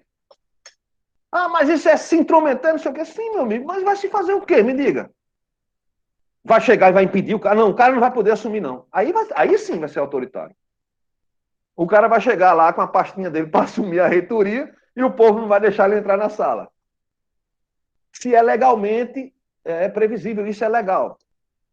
Ah, mas nem tudo que é legal é moral. Aí tá certo, eu também concordo. A Lei de Segurança Nacional é legal, mas é imoral. Mas se o cara foi preso e está preso, e agora? É discussão, agora você vai ficar discutindo algo que não vai chegar a lugar nenhum. Tá certo? Então, é justamente isso é uma das questões que eu mais discuto nas minhas disciplinas. Olha, a gente tem que entender primeiro como funcionam as coisas, para eu poder criticar. Eu não posso criticar o que eu não conheço. Imagina, eu nunca vi um jogo de futebol, eu vou lá assistir.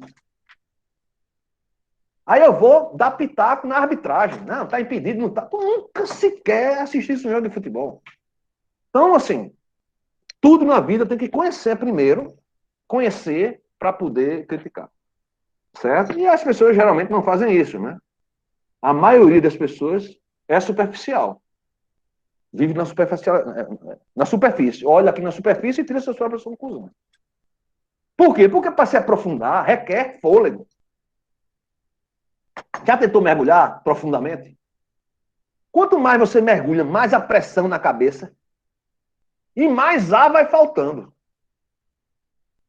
Então, essa simbologia serve para a cabeça, para a inteligência.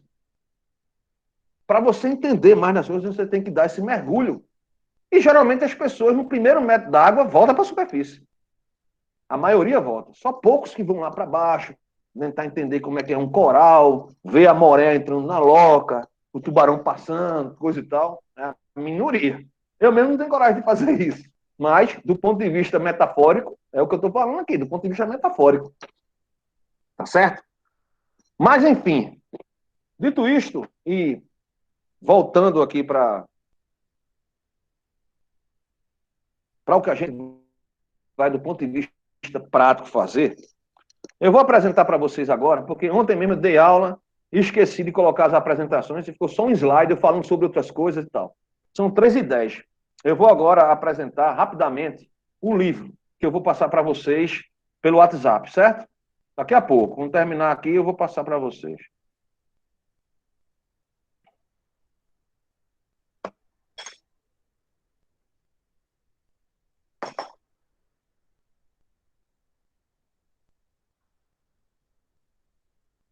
Paciência que o negócio é lento.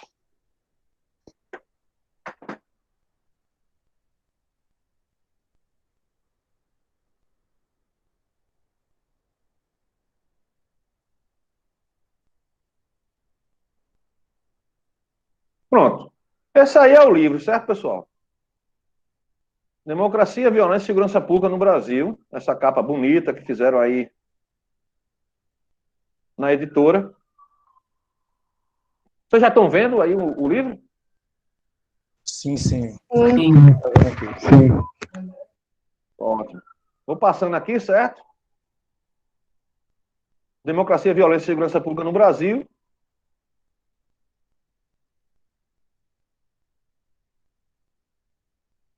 O que vocês vão ler, a princípio,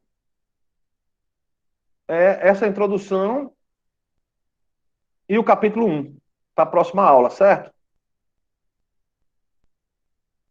Beleza. Introdução e capítulo 1.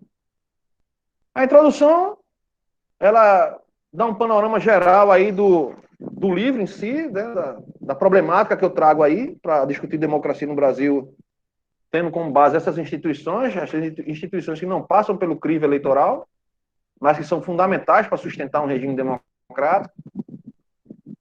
E a discussão que eu quero fazer aí, no capítulo 1, é uma discussão teórica mesmo, sobre democracia, Estado de Direito, direitos humanos, direitos universais, certo?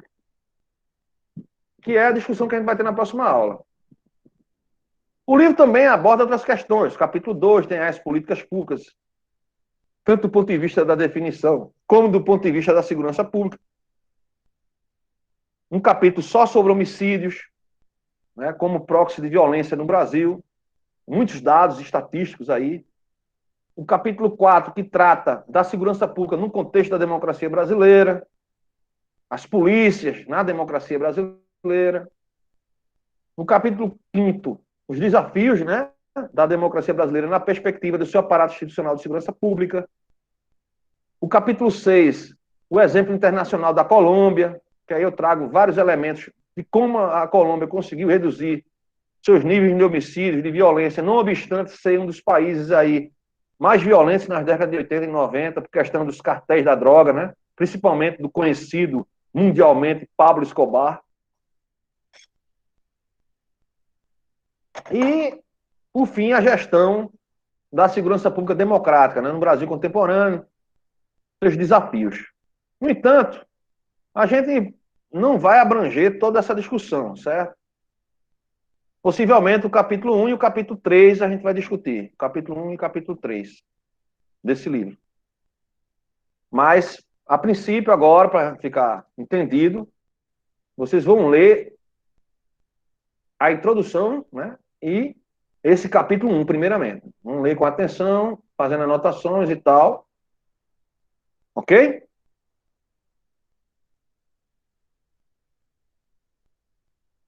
Ok? Beleza? Beleza. Pronto. Aí eu vou parar essa apresentação e eu vou mostrar para vocês aqui, com bastante paciência, porque é uma clicada de 3 anos para abrir.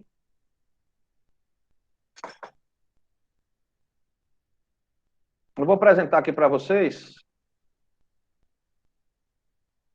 o canal do YouTube.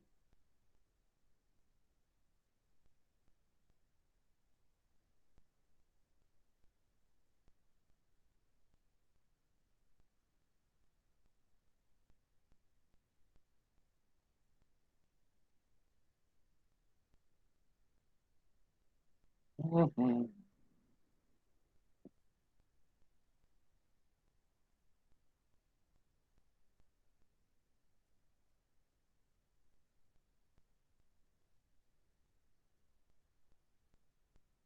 Peraí.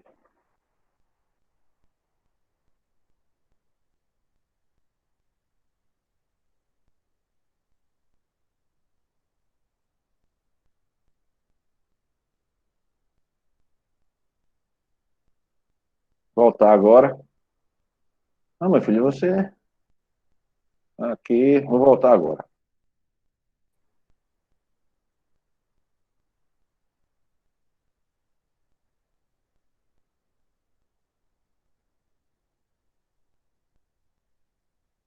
Eu tenho que compartilhar aqui. Vocês estão vendo vocês mesmos aí, não? Na apresentação, vocês estão vendo vocês mesmos, né? Isso. Não é isso? Pronto. Agora estão vendo o meu canal no YouTube. Estão vendo o meu canal no YouTube? Sim. Sim. Ótimo. Olha a danação de coisa que tem. Tá. Certo? A aula que vocês vão assistir logo após é essa aqui, ó. 11. Tá vendo? Sim. Sim, professor. Eu já estava assistindo para ver o que eu tinha falado.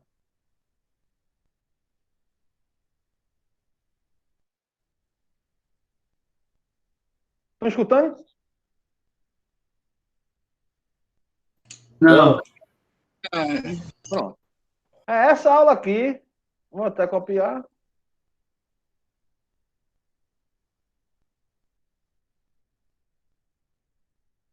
Vou passar aqui.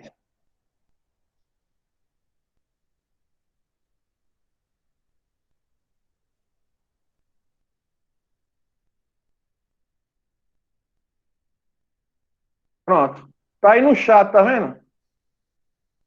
Você vai clicar aí, puf, e vai abrir. Ó.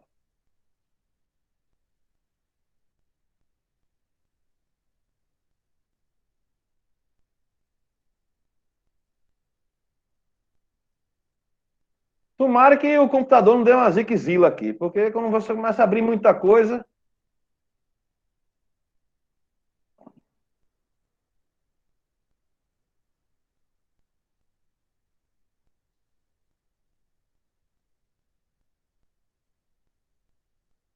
Tá certo? E agora eu vou entrar aqui no site da editora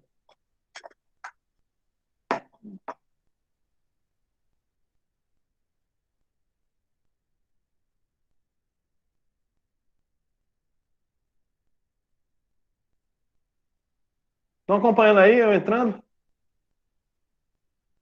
Não, professor. Beleza. Tá vendo? Os e-books estão aqui dentro, ó. Tem as várias publicações. Esse livro está aqui dentro, publicação 2019.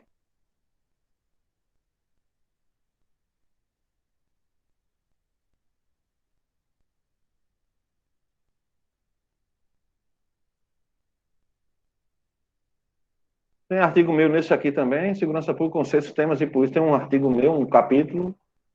Pronto. Esse livro aqui, ele já teve 2.053 downloads. Pronto. Cliquei aqui, você baixa aqui o PDF. Baixar o PDF. Ele baixa. O livro já abre aí. Eu vou passar para vocês o link.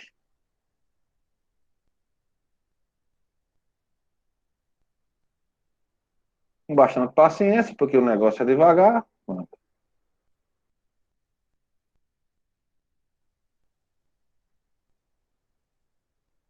Esse é o link aí. Entendeu? Esse link você baixa o livro. Leia a introdução e o capítulo 1. E assista a aula que está no link aí também. Entendeu? Entenderam? Agora eu vou interromper aqui.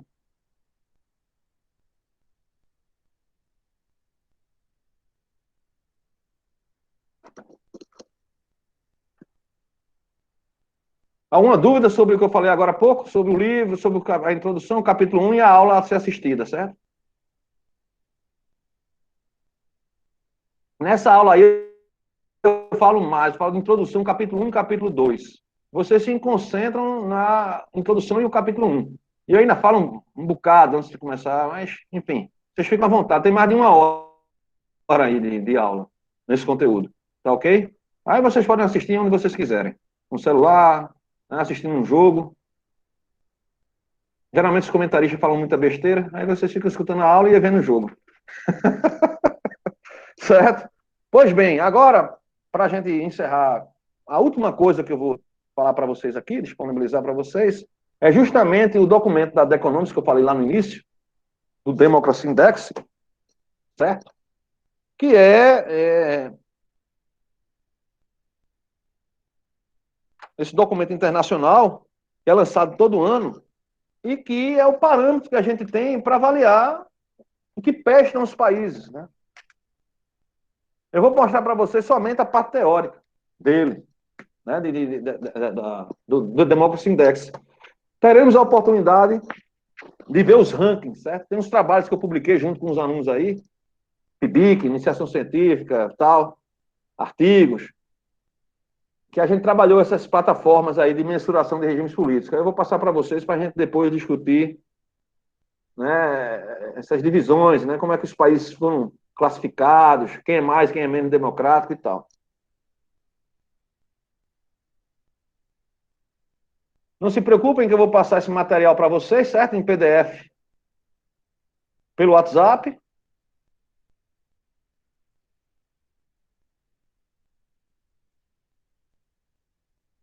Espera só um pouquinho, que eu estou abrindo aqui os arquivos. São muito lentos. E essa própria aula também vai estar disponível.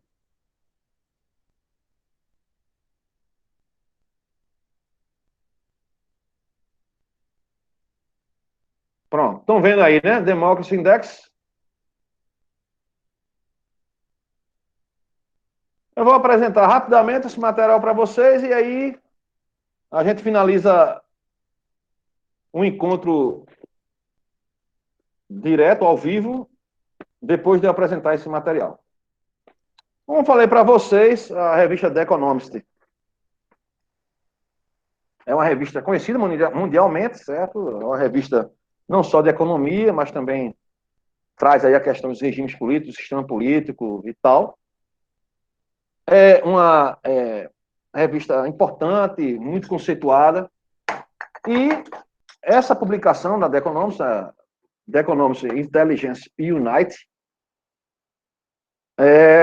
essa parceria aí, né, esse braço científico da The Economist, lança todos os anos o seu índice de democracia, o Democracy Index. Nesse ano, 2020, né, sempre lançam no final do ano, então isso aí saiu praticamente em janeiro, esse Democracy Index 2020. Os trabalhos que eu venho fazendo recentemente é com o de 2019, ainda nem mandei para publicação. Mas o que importa para a gente aí é justamente a parte teórica, né, de como é pensado esse documento. Um documento de mais de 70 páginas, né, então é um documento feito, né, pela The Economist Intelligence Unite. E nesse especial, a preocupação aí com a questão do coronavírus, que eu não vou entrar nessa questão, certo? A gente vai trabalhar mais aqui com o aspecto teórico do documento. A qualidade da democracia no mundo. A preocupação do índice de democracia aí é justamente perceber os avanços e retrocessos dos regimes políticos no mundo inteiro. Então, o primeiro passo do índice de democracia é justamente classificar os países baseado em 5 categorias: processo eleitoral e pluralismo, funcionamento do governo, a participação política, cultura política e liberdade civis. Perceba que essas 5 categorias são 5 conceitos políticos. Não é? Processo eleitoral e pluralismo, funcionamento do governo, né? Se os governos são transparentes e tal, a participação política, a cultura política e as liberdades civis. Existem componentes aí, liberais, componentes sociais, né? Componentes relacionados ao funcionamento dos governos e tal. Elas servem para que seja feita uma tipologia que classifica os países em 4 espécies, vamos dizer assim. Como um biólogo classifica as espécies, né? Um cientista político classifica os regimes políticos em algumas espécies de regimes. As democracias consolidadas, as democracias cheias, as democracias falhas, os regimes híbridos e os regimes autoritários. Então, é uma classificação, a da The Economist, né, um Democracy Index, quadricotômica. Então, o que a gente tem ali, democracias consolidadas, os regimes híbridos e de democracias falhas, que a gente pode chamar de semidemocráticos, e os regimes autoritários, né, aqueles que são realmente ditatoriais em muitos aspectos. O terceiro aspecto aí, que é trazido especificamente nesse material, é o impacto do coronavírus nas liberdades democráticas ao redor do mundo, né? Que é a preocupação desse documento em específico, mas eu vou me deter nessa explanação para vocês no ponto 1 e no ponto 2. Uma das coisas que a gente mais faz em ciência política, definir o conceito de democracia. Primeiramente, para você medir algo, você tem que definir. Então, se eu vou medir democracias, se eu vou medir regimes políticos, primeiro eu tenho que definir o regime político democrático. E ele, geralmente, né, a democracia ela é muitas das vezes confundida com o conceito de liberdade, mas não são sinônimos. Democracia ela é uma série de práticas, princípios institucionais que, de certa forma, protegem a liberdade. No entanto, existe um consenso na academia, existe um consenso entre os cientistas políticos no mundo, e aí não é Zé Maria, isso é mundialmente um consenso, de que democracia inclui o governo baseado na vontade da maioria, né, nas regras de consentimento dos governados, na existência de eleições livres e limpas, na proteção das minorias, dos direitos das minorias e o respeito aos direitos humanos básicos. Perceba que isso aí que eu falei, né, baseado, logicamente, num documento, né, eu até trouxe em inglês logo para mostrar que eu retirei especificamente do documento, do jeito que estava lá. é o que a gente vai discutir no capítulo 1 lá do meu livro. Então, democracia pressupõe igualdade perante as leis, devido processo legal e pluralismo político.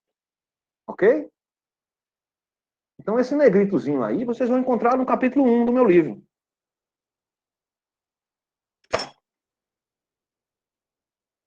O principal teórico que dá base para a The Economist classificar os países em democracias consolidadas, democracias falhas, regimes híbridos e regimes autoritários, é esse rapaz aí. Na verdade, esse senhor falecido, Robert Dahl,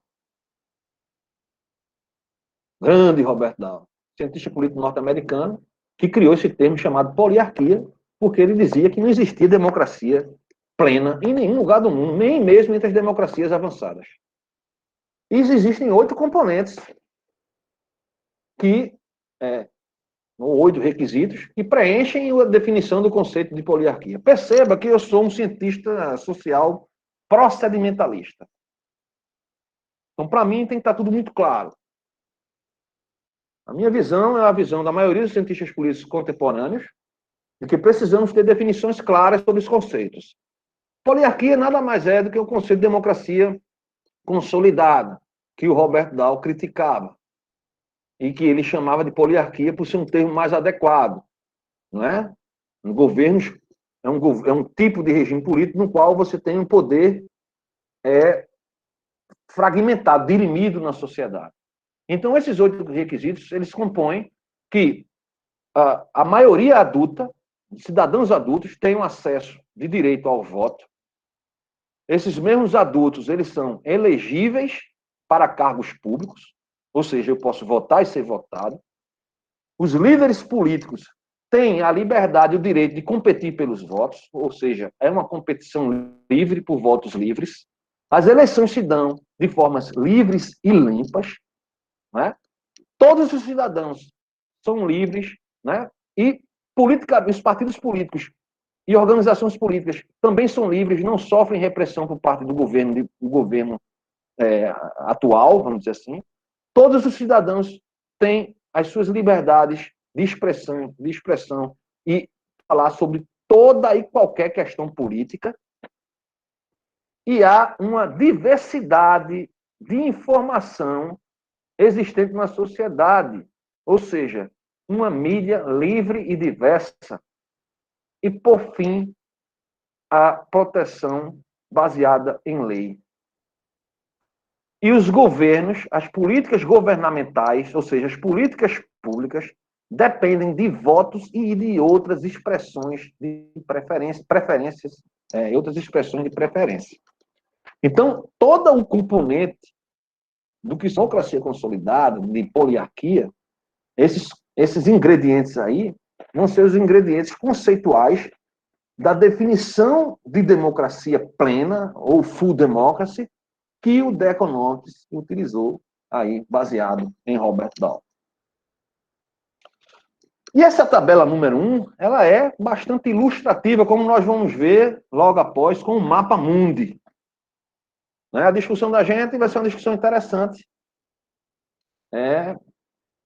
Complexa, mas muito interessante, porque como a gente vai definir os conceitos bem direitinho, vai ficar claro. Então, nós temos aí um índice de democracia e os tipos de regime no mundo. Imaginar que dos 167 países que são analisados, né, pelo documento aí, do The Economist Intelligence Unit, apenas 23 países, que corresponde a 13,8% dos países do mundo, e apenas 8,4% da população mundial vive realmente em democracias consolidadas. O Brasil é classificado em Planned Democracies, regimes de democracias falhas, que corresponde a 52 países, ou 31,1%, e 41% da população mundial. Então, 41% da população mundial vive em democracias falhas.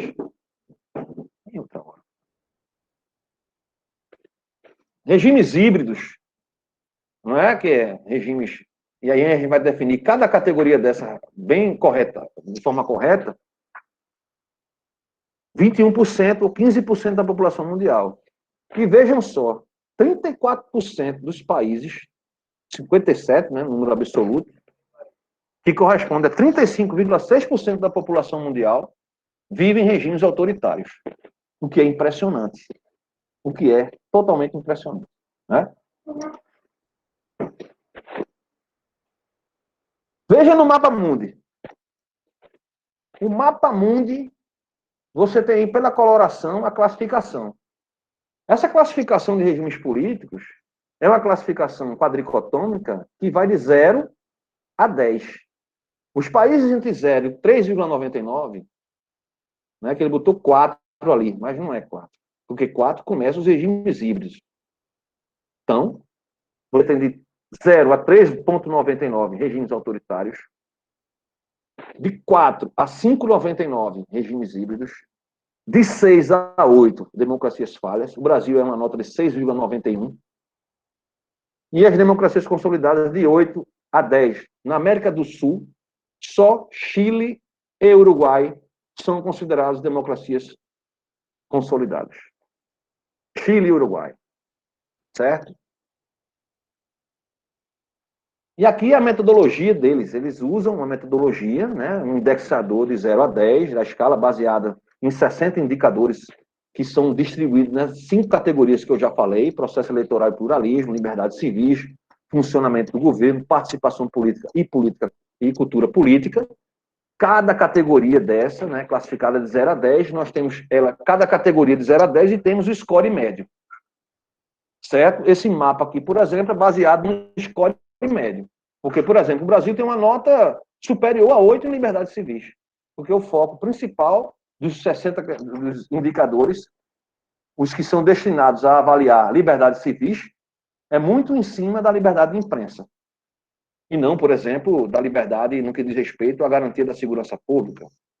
Aí a nota seria bem inferior.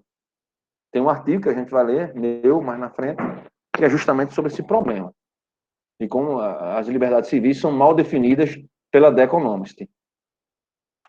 Então, as democracias consolidadas são países nos quais você tem liberdades políticas e civis respeitadas, com uma cultura política forte, né? Uma democracia ampla nesse sentido, o funcionamento do governo é satisfatório, há uma imprensa livre e diversa, um efetivo sistema de mecanismo de freios e contrapesos entre os poderes, o judiciário é independente e as decisões judiciais elas são baseadas em lei. Né? Então, essas democracias, os problemas delas são muito limitados institucionalmente, né? E aí você tem democracias com instituições fortes. Instituições ligadas ao Estado, como o sistema de justiça, instituições da sociedade civil, como a mídia livre, também fortes, não é? Com governos responsivos e tal. São democracias com liberdades civis amplas e tal. As democracias falhas, você tem eleições livres e limpas, mas você aparece aqui e acolá alguns impedimentos à imprensa livre. Os direitos básicos civis são respeitados, os básicos, né, como ele coloca. De toda forma, você tem aí alguns aspectos democráticos, antidemocráticos, vamos dizer assim, incluindo problemas de governança e subdesenvolvimento de cultura política e níveis baixos de participação política. Né? No caso, eu questiono muito essa definição de flawed democracy aí do The Economist, por entender que o Brasil tem uma forte participação política, mesmo nas redes sociais. Essa é muito contestável, essa questão da cultura política brasileira, né? Mas foram os resultados alcançados pelos índices, as categorias que foram implementadas aí, essas categorias são aplicadas através de questionários, né? Uma pesquisa empírica, mas de base qualitativa, e eu gosto mais das pesquisas estatísticas, propriamente, né? Os números de indicadores e tal. Mas é o que a gente tem. Os regimes híbridos, né? Você tem eleições substancialmente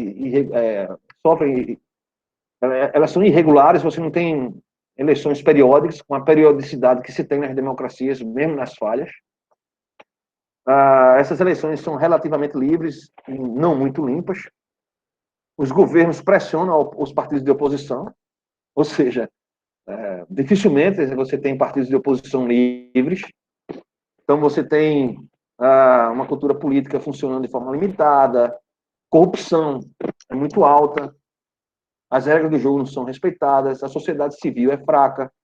Tipicamente, há uma pressão em cima de jornalistas, o judiciário não é independente. Então, os regimes híbridos, eles se aproximam mais da ditadura do que da democracia. E os regimes autoritários são os regimes plenamente autoritários, né? Eles são substancialmente, não tem outro termo a usar, a não ser o de dictatorships, né? São ditaduras. As instituições formais da democracia praticamente inexistem, são muito frágeis. As eleições, quando elas ocorrem, não são livres e limpas, certo? Se você critica o governo, você é preso. Há abusos constantes, infrações, né, às liberdades civis, com prisões arbitrárias.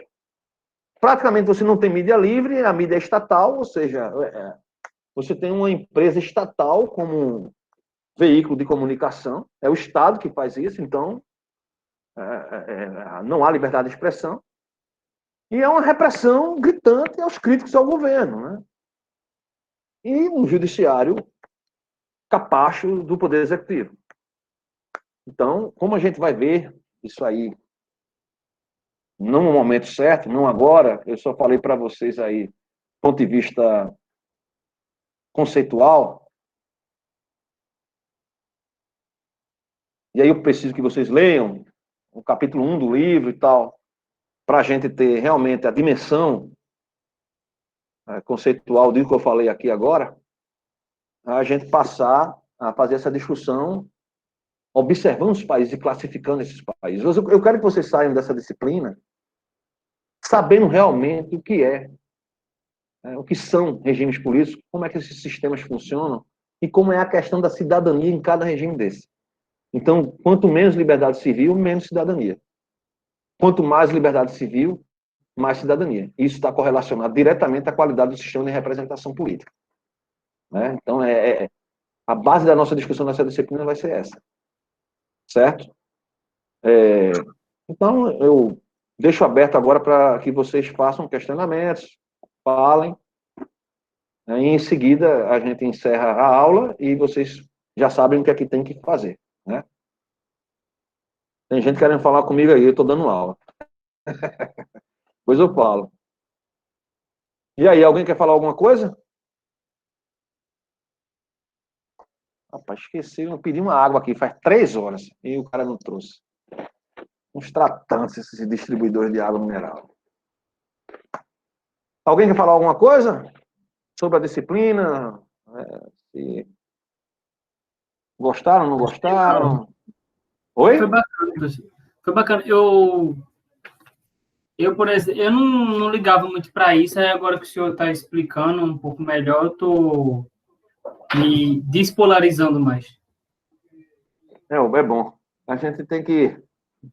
Geralmente, a gente baixar tem o que... facho, baixar o facho um pouquinho. E ir para o centro.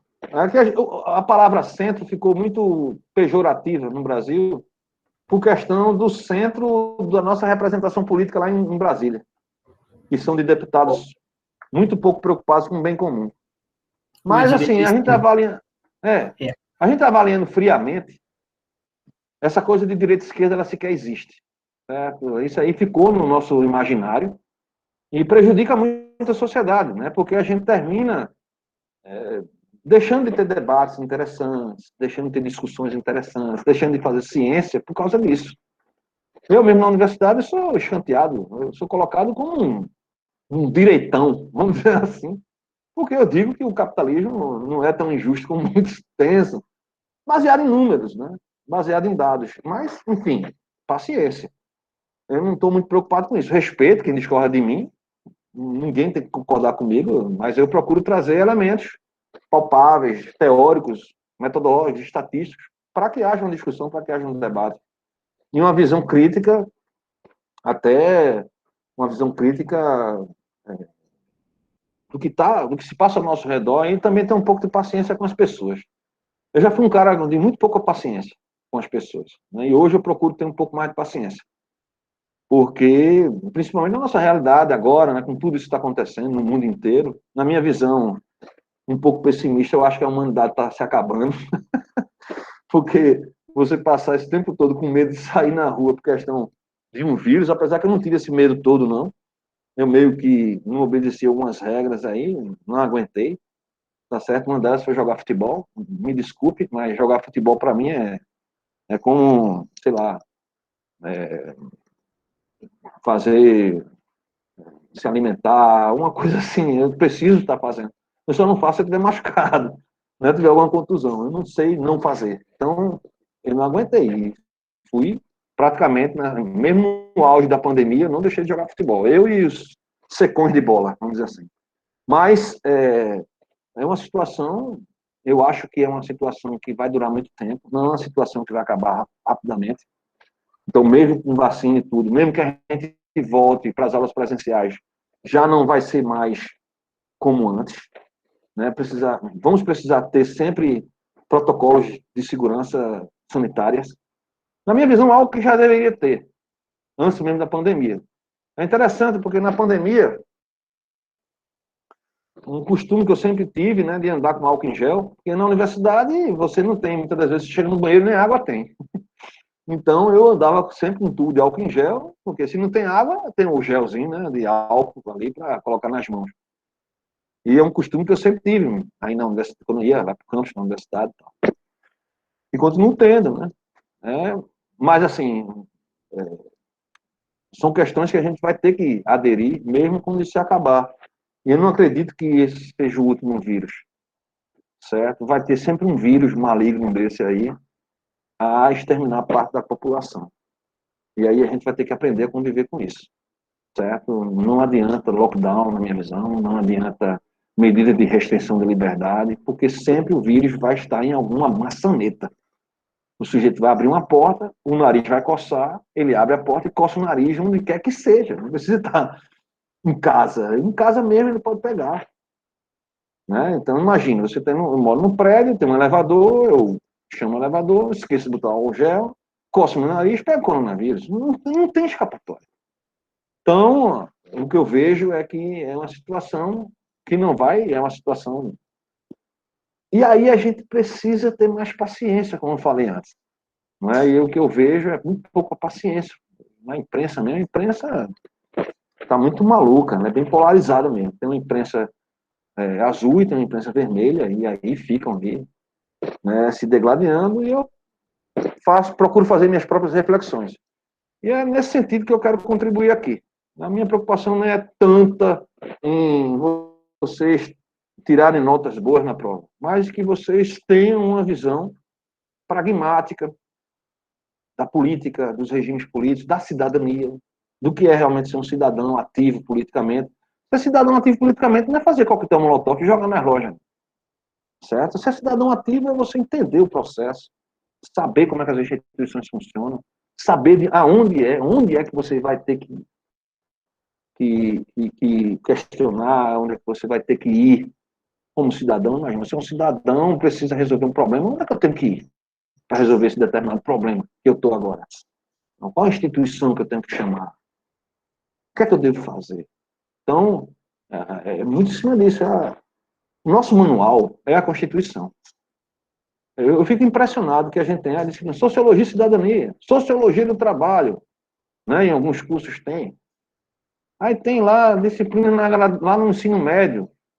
Vamos discutir aqui rosa, azul, não sei o que de gênero, tal. E não tem uma disciplina para discutir o nosso manual. Imagina, você compra uma moto, aí você vai lá e vê, eu troco óleo, não, qual é a quilometragem que eu tenho que trocar óleo? Qual é a quilometragem que eu tenho que fazer revisão? Troca o que na revisão tal? Está no manual. O que você quer saber está no manual. E geralmente a gente tem preguiça de ler o manual e vai diretamente na oficina falar com o mecânico, que também muitas das vezes não lê o manual e faz as coisas erradas. Mas se você perceber, está lá no manual dizendo tudinho da moto. Tudo é detalhado. O manual do cidadão é a Constituição. E a gente não tem uma disciplina de direito constitucional, que deveria ter desde o ensino médio. Primeiro ano científico, Direito Constitucional 1, Direitos Civis. Segundo ano científico, Direito Constitucional 2, Direitos Políticos. Final, vamos sair do terceiro ano para ir para a universidade, Direito Constitucional 3, os direitos sociais e as regras constitucionais diversas. Pronto, terminaram. E aí o sujeito sairia conhecendo o seu manual. Né? Você não é uma moto, mas é um cidadão. O manual da moto é o manual da mecânica. O manual do cidadão é a Constituição. Ok? E a gente nem sequer dá cartaz para ela. Tem coisas que acontecem com a gente, que se a gente conhecesse a Constituição, dizer, ei, menino, tem calma. No meu manual está dizendo que não é assim, não. Aqui no manual está dizendo que não é assim, não. Já aconteceu coisas comigo dentro da universidade, inconstitucionais. Eu disse, rapaz, vocês estão malucos? Existe uma Constituição, sabia disso? E eu fico impressionado por parte de professores. Tá certo? E, logicamente, que pararam, né? Que viram, eu disse isso. Ei, olha o manual aqui. Não pode não, isso não pode ser feito. E fazem o tempo inteiro, viu, minha gente? Vocês, porventura, podem ser funcionários públicos um dia. Certo? Quem sabe? Ninguém sabe. Né? Você se forma em engenharia, mas de repente faz um concurso público no Estado, para ser engenheiro de um determinado órgão estatal, e você vai ter que saber como é que funciona as instituições do Estado. E aí você vai começar a perceber como é que você deve funcionar dentro de uma instituição pública, uma instituição estatal. Né? Ainda é assim, e aí você percebe que a falta de conhecimento do direito constitucional, que é o manual do cidadão, a gente encontra ela até entre indivíduos com PhD. Mas não PhD em ciência política, claro. Certo? Alguém quer falar mais alguma coisa? É mesmo. Professor, referente às suas aulas, os dias que o senhor vai estar aqui, como é que fica o mesmo? Que o senhor disse que às vezes vai estar aqui na universidade? Eu vou dizer posteriormente para vocês, porque eu não acredito que a semana que vem é a primeira semana de março, né? Eu acredito que na segunda semana de março eu devo passar por lá, mas eu vou dizer o dia especificamente. Que é segunda a sexta, eu vou passar 2 dias lá. Provavelmente quinta e sexta. Acho que é dia 11 e 12, provavelmente, mas eu vou confirmar ainda. Aí eu vou estar por lá. Quem tiver para o Sumé lá, não é obrigado nem a falar na minha sala. Né? De repente, está no meio da cidade lá, a gente marca um lugar, senta numa mesa e conversa. De boa. Né? Valeu. Tranquilo, né? Aqui eu funciono assim, aqui mesmo em Campina Grande, eu sou professor do mestrado em Ciência Política. Disponibilizaram uma sala para mim, a internet é até boa, mas a sala é insalubre. A sala não tem luz, né? Queimou a luz, ninguém trocou a lâmpada. É um bocado de gato e cachorro cagando no corredor, eu não vou, não. Aí o que é que eu faço? Eu gosto muito de shopping, né? Eu sou um sujeito do capitalismo, né? Então, eu marco meus alunos no shopping, na praça da alimentação. Aí a gente toma um milkshake, conversa, eu oriento ele lá no trabalho dele e vou para casa, que é aqui pertinho da minha casa, o shopping. Né? É bem pertinho, dá 2 quilômetros daqui, eu acho. De moto é mais ligeiro ainda. Eu me encontro com eles lá, converso, oriento, tiro as dúvidas e volto para casa. É até mais gostoso passear num shopping do que na universidade, não tem nem o que discutir. A universidade além de ser um depositório, né? Um depositório lá de gato, cachorro e cocô, né? Tem ninguém na universidade, você fica até depressivo. Shopping não, as lojas bonitas, né? Ar-condicionado, um cheiro melhor, né? E quer fazer um lanchinho, tá ali, tem várias lanchonetes, tá? Eu gosto mais. No Sumé, eu gosto muito do shopping do Sumé. Provavelmente eu possa marcar lá na mesa, num arretado bar, para a gente conversar. Mas não, vou estar nesses dias que eu estiver lá, estarei lá, né? Passarei o dia na minha sala, lá no ambiente dos professores, né? Mas eu confirmo para vocês. Provavelmente vai ser na quinta e na sexta. Quinta e sexta-feira. Provavelmente. Prefiro esses dias. Para mim é melhor. Eu já dei as aulas e tal. É melhor. Tá certo? Alguma dúvida ainda?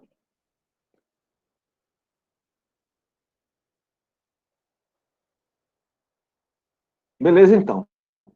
Então, eu vou encerrar a aula agora, e aí vocês já sabem o que tem para fazer. De qualquer forma, eu vou passar para o grupo do WhatsApp, o link, certo? Os links aqui, e os PDFs dos materiais que a gente trabalhou aqui em aula. Tá ok? Ok, professor. Provavelmente, beleza?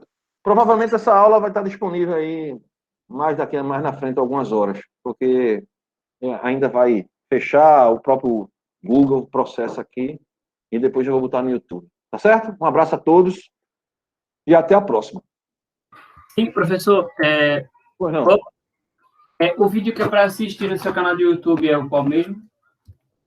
Eu coloquei Sobre o aqui, a aula número 11, né? Essa. Certo. Tá, anotei, obrigado. Tá. Vou compartilhar de novo aqui esse link. Certo? E aí vocês procurem assistir e ler, ou ler e assistir. Certo? A ordem dos fatores aí não altera o produto, não. Um grande abraço e até a próxima. Valeu. Valeu, professor.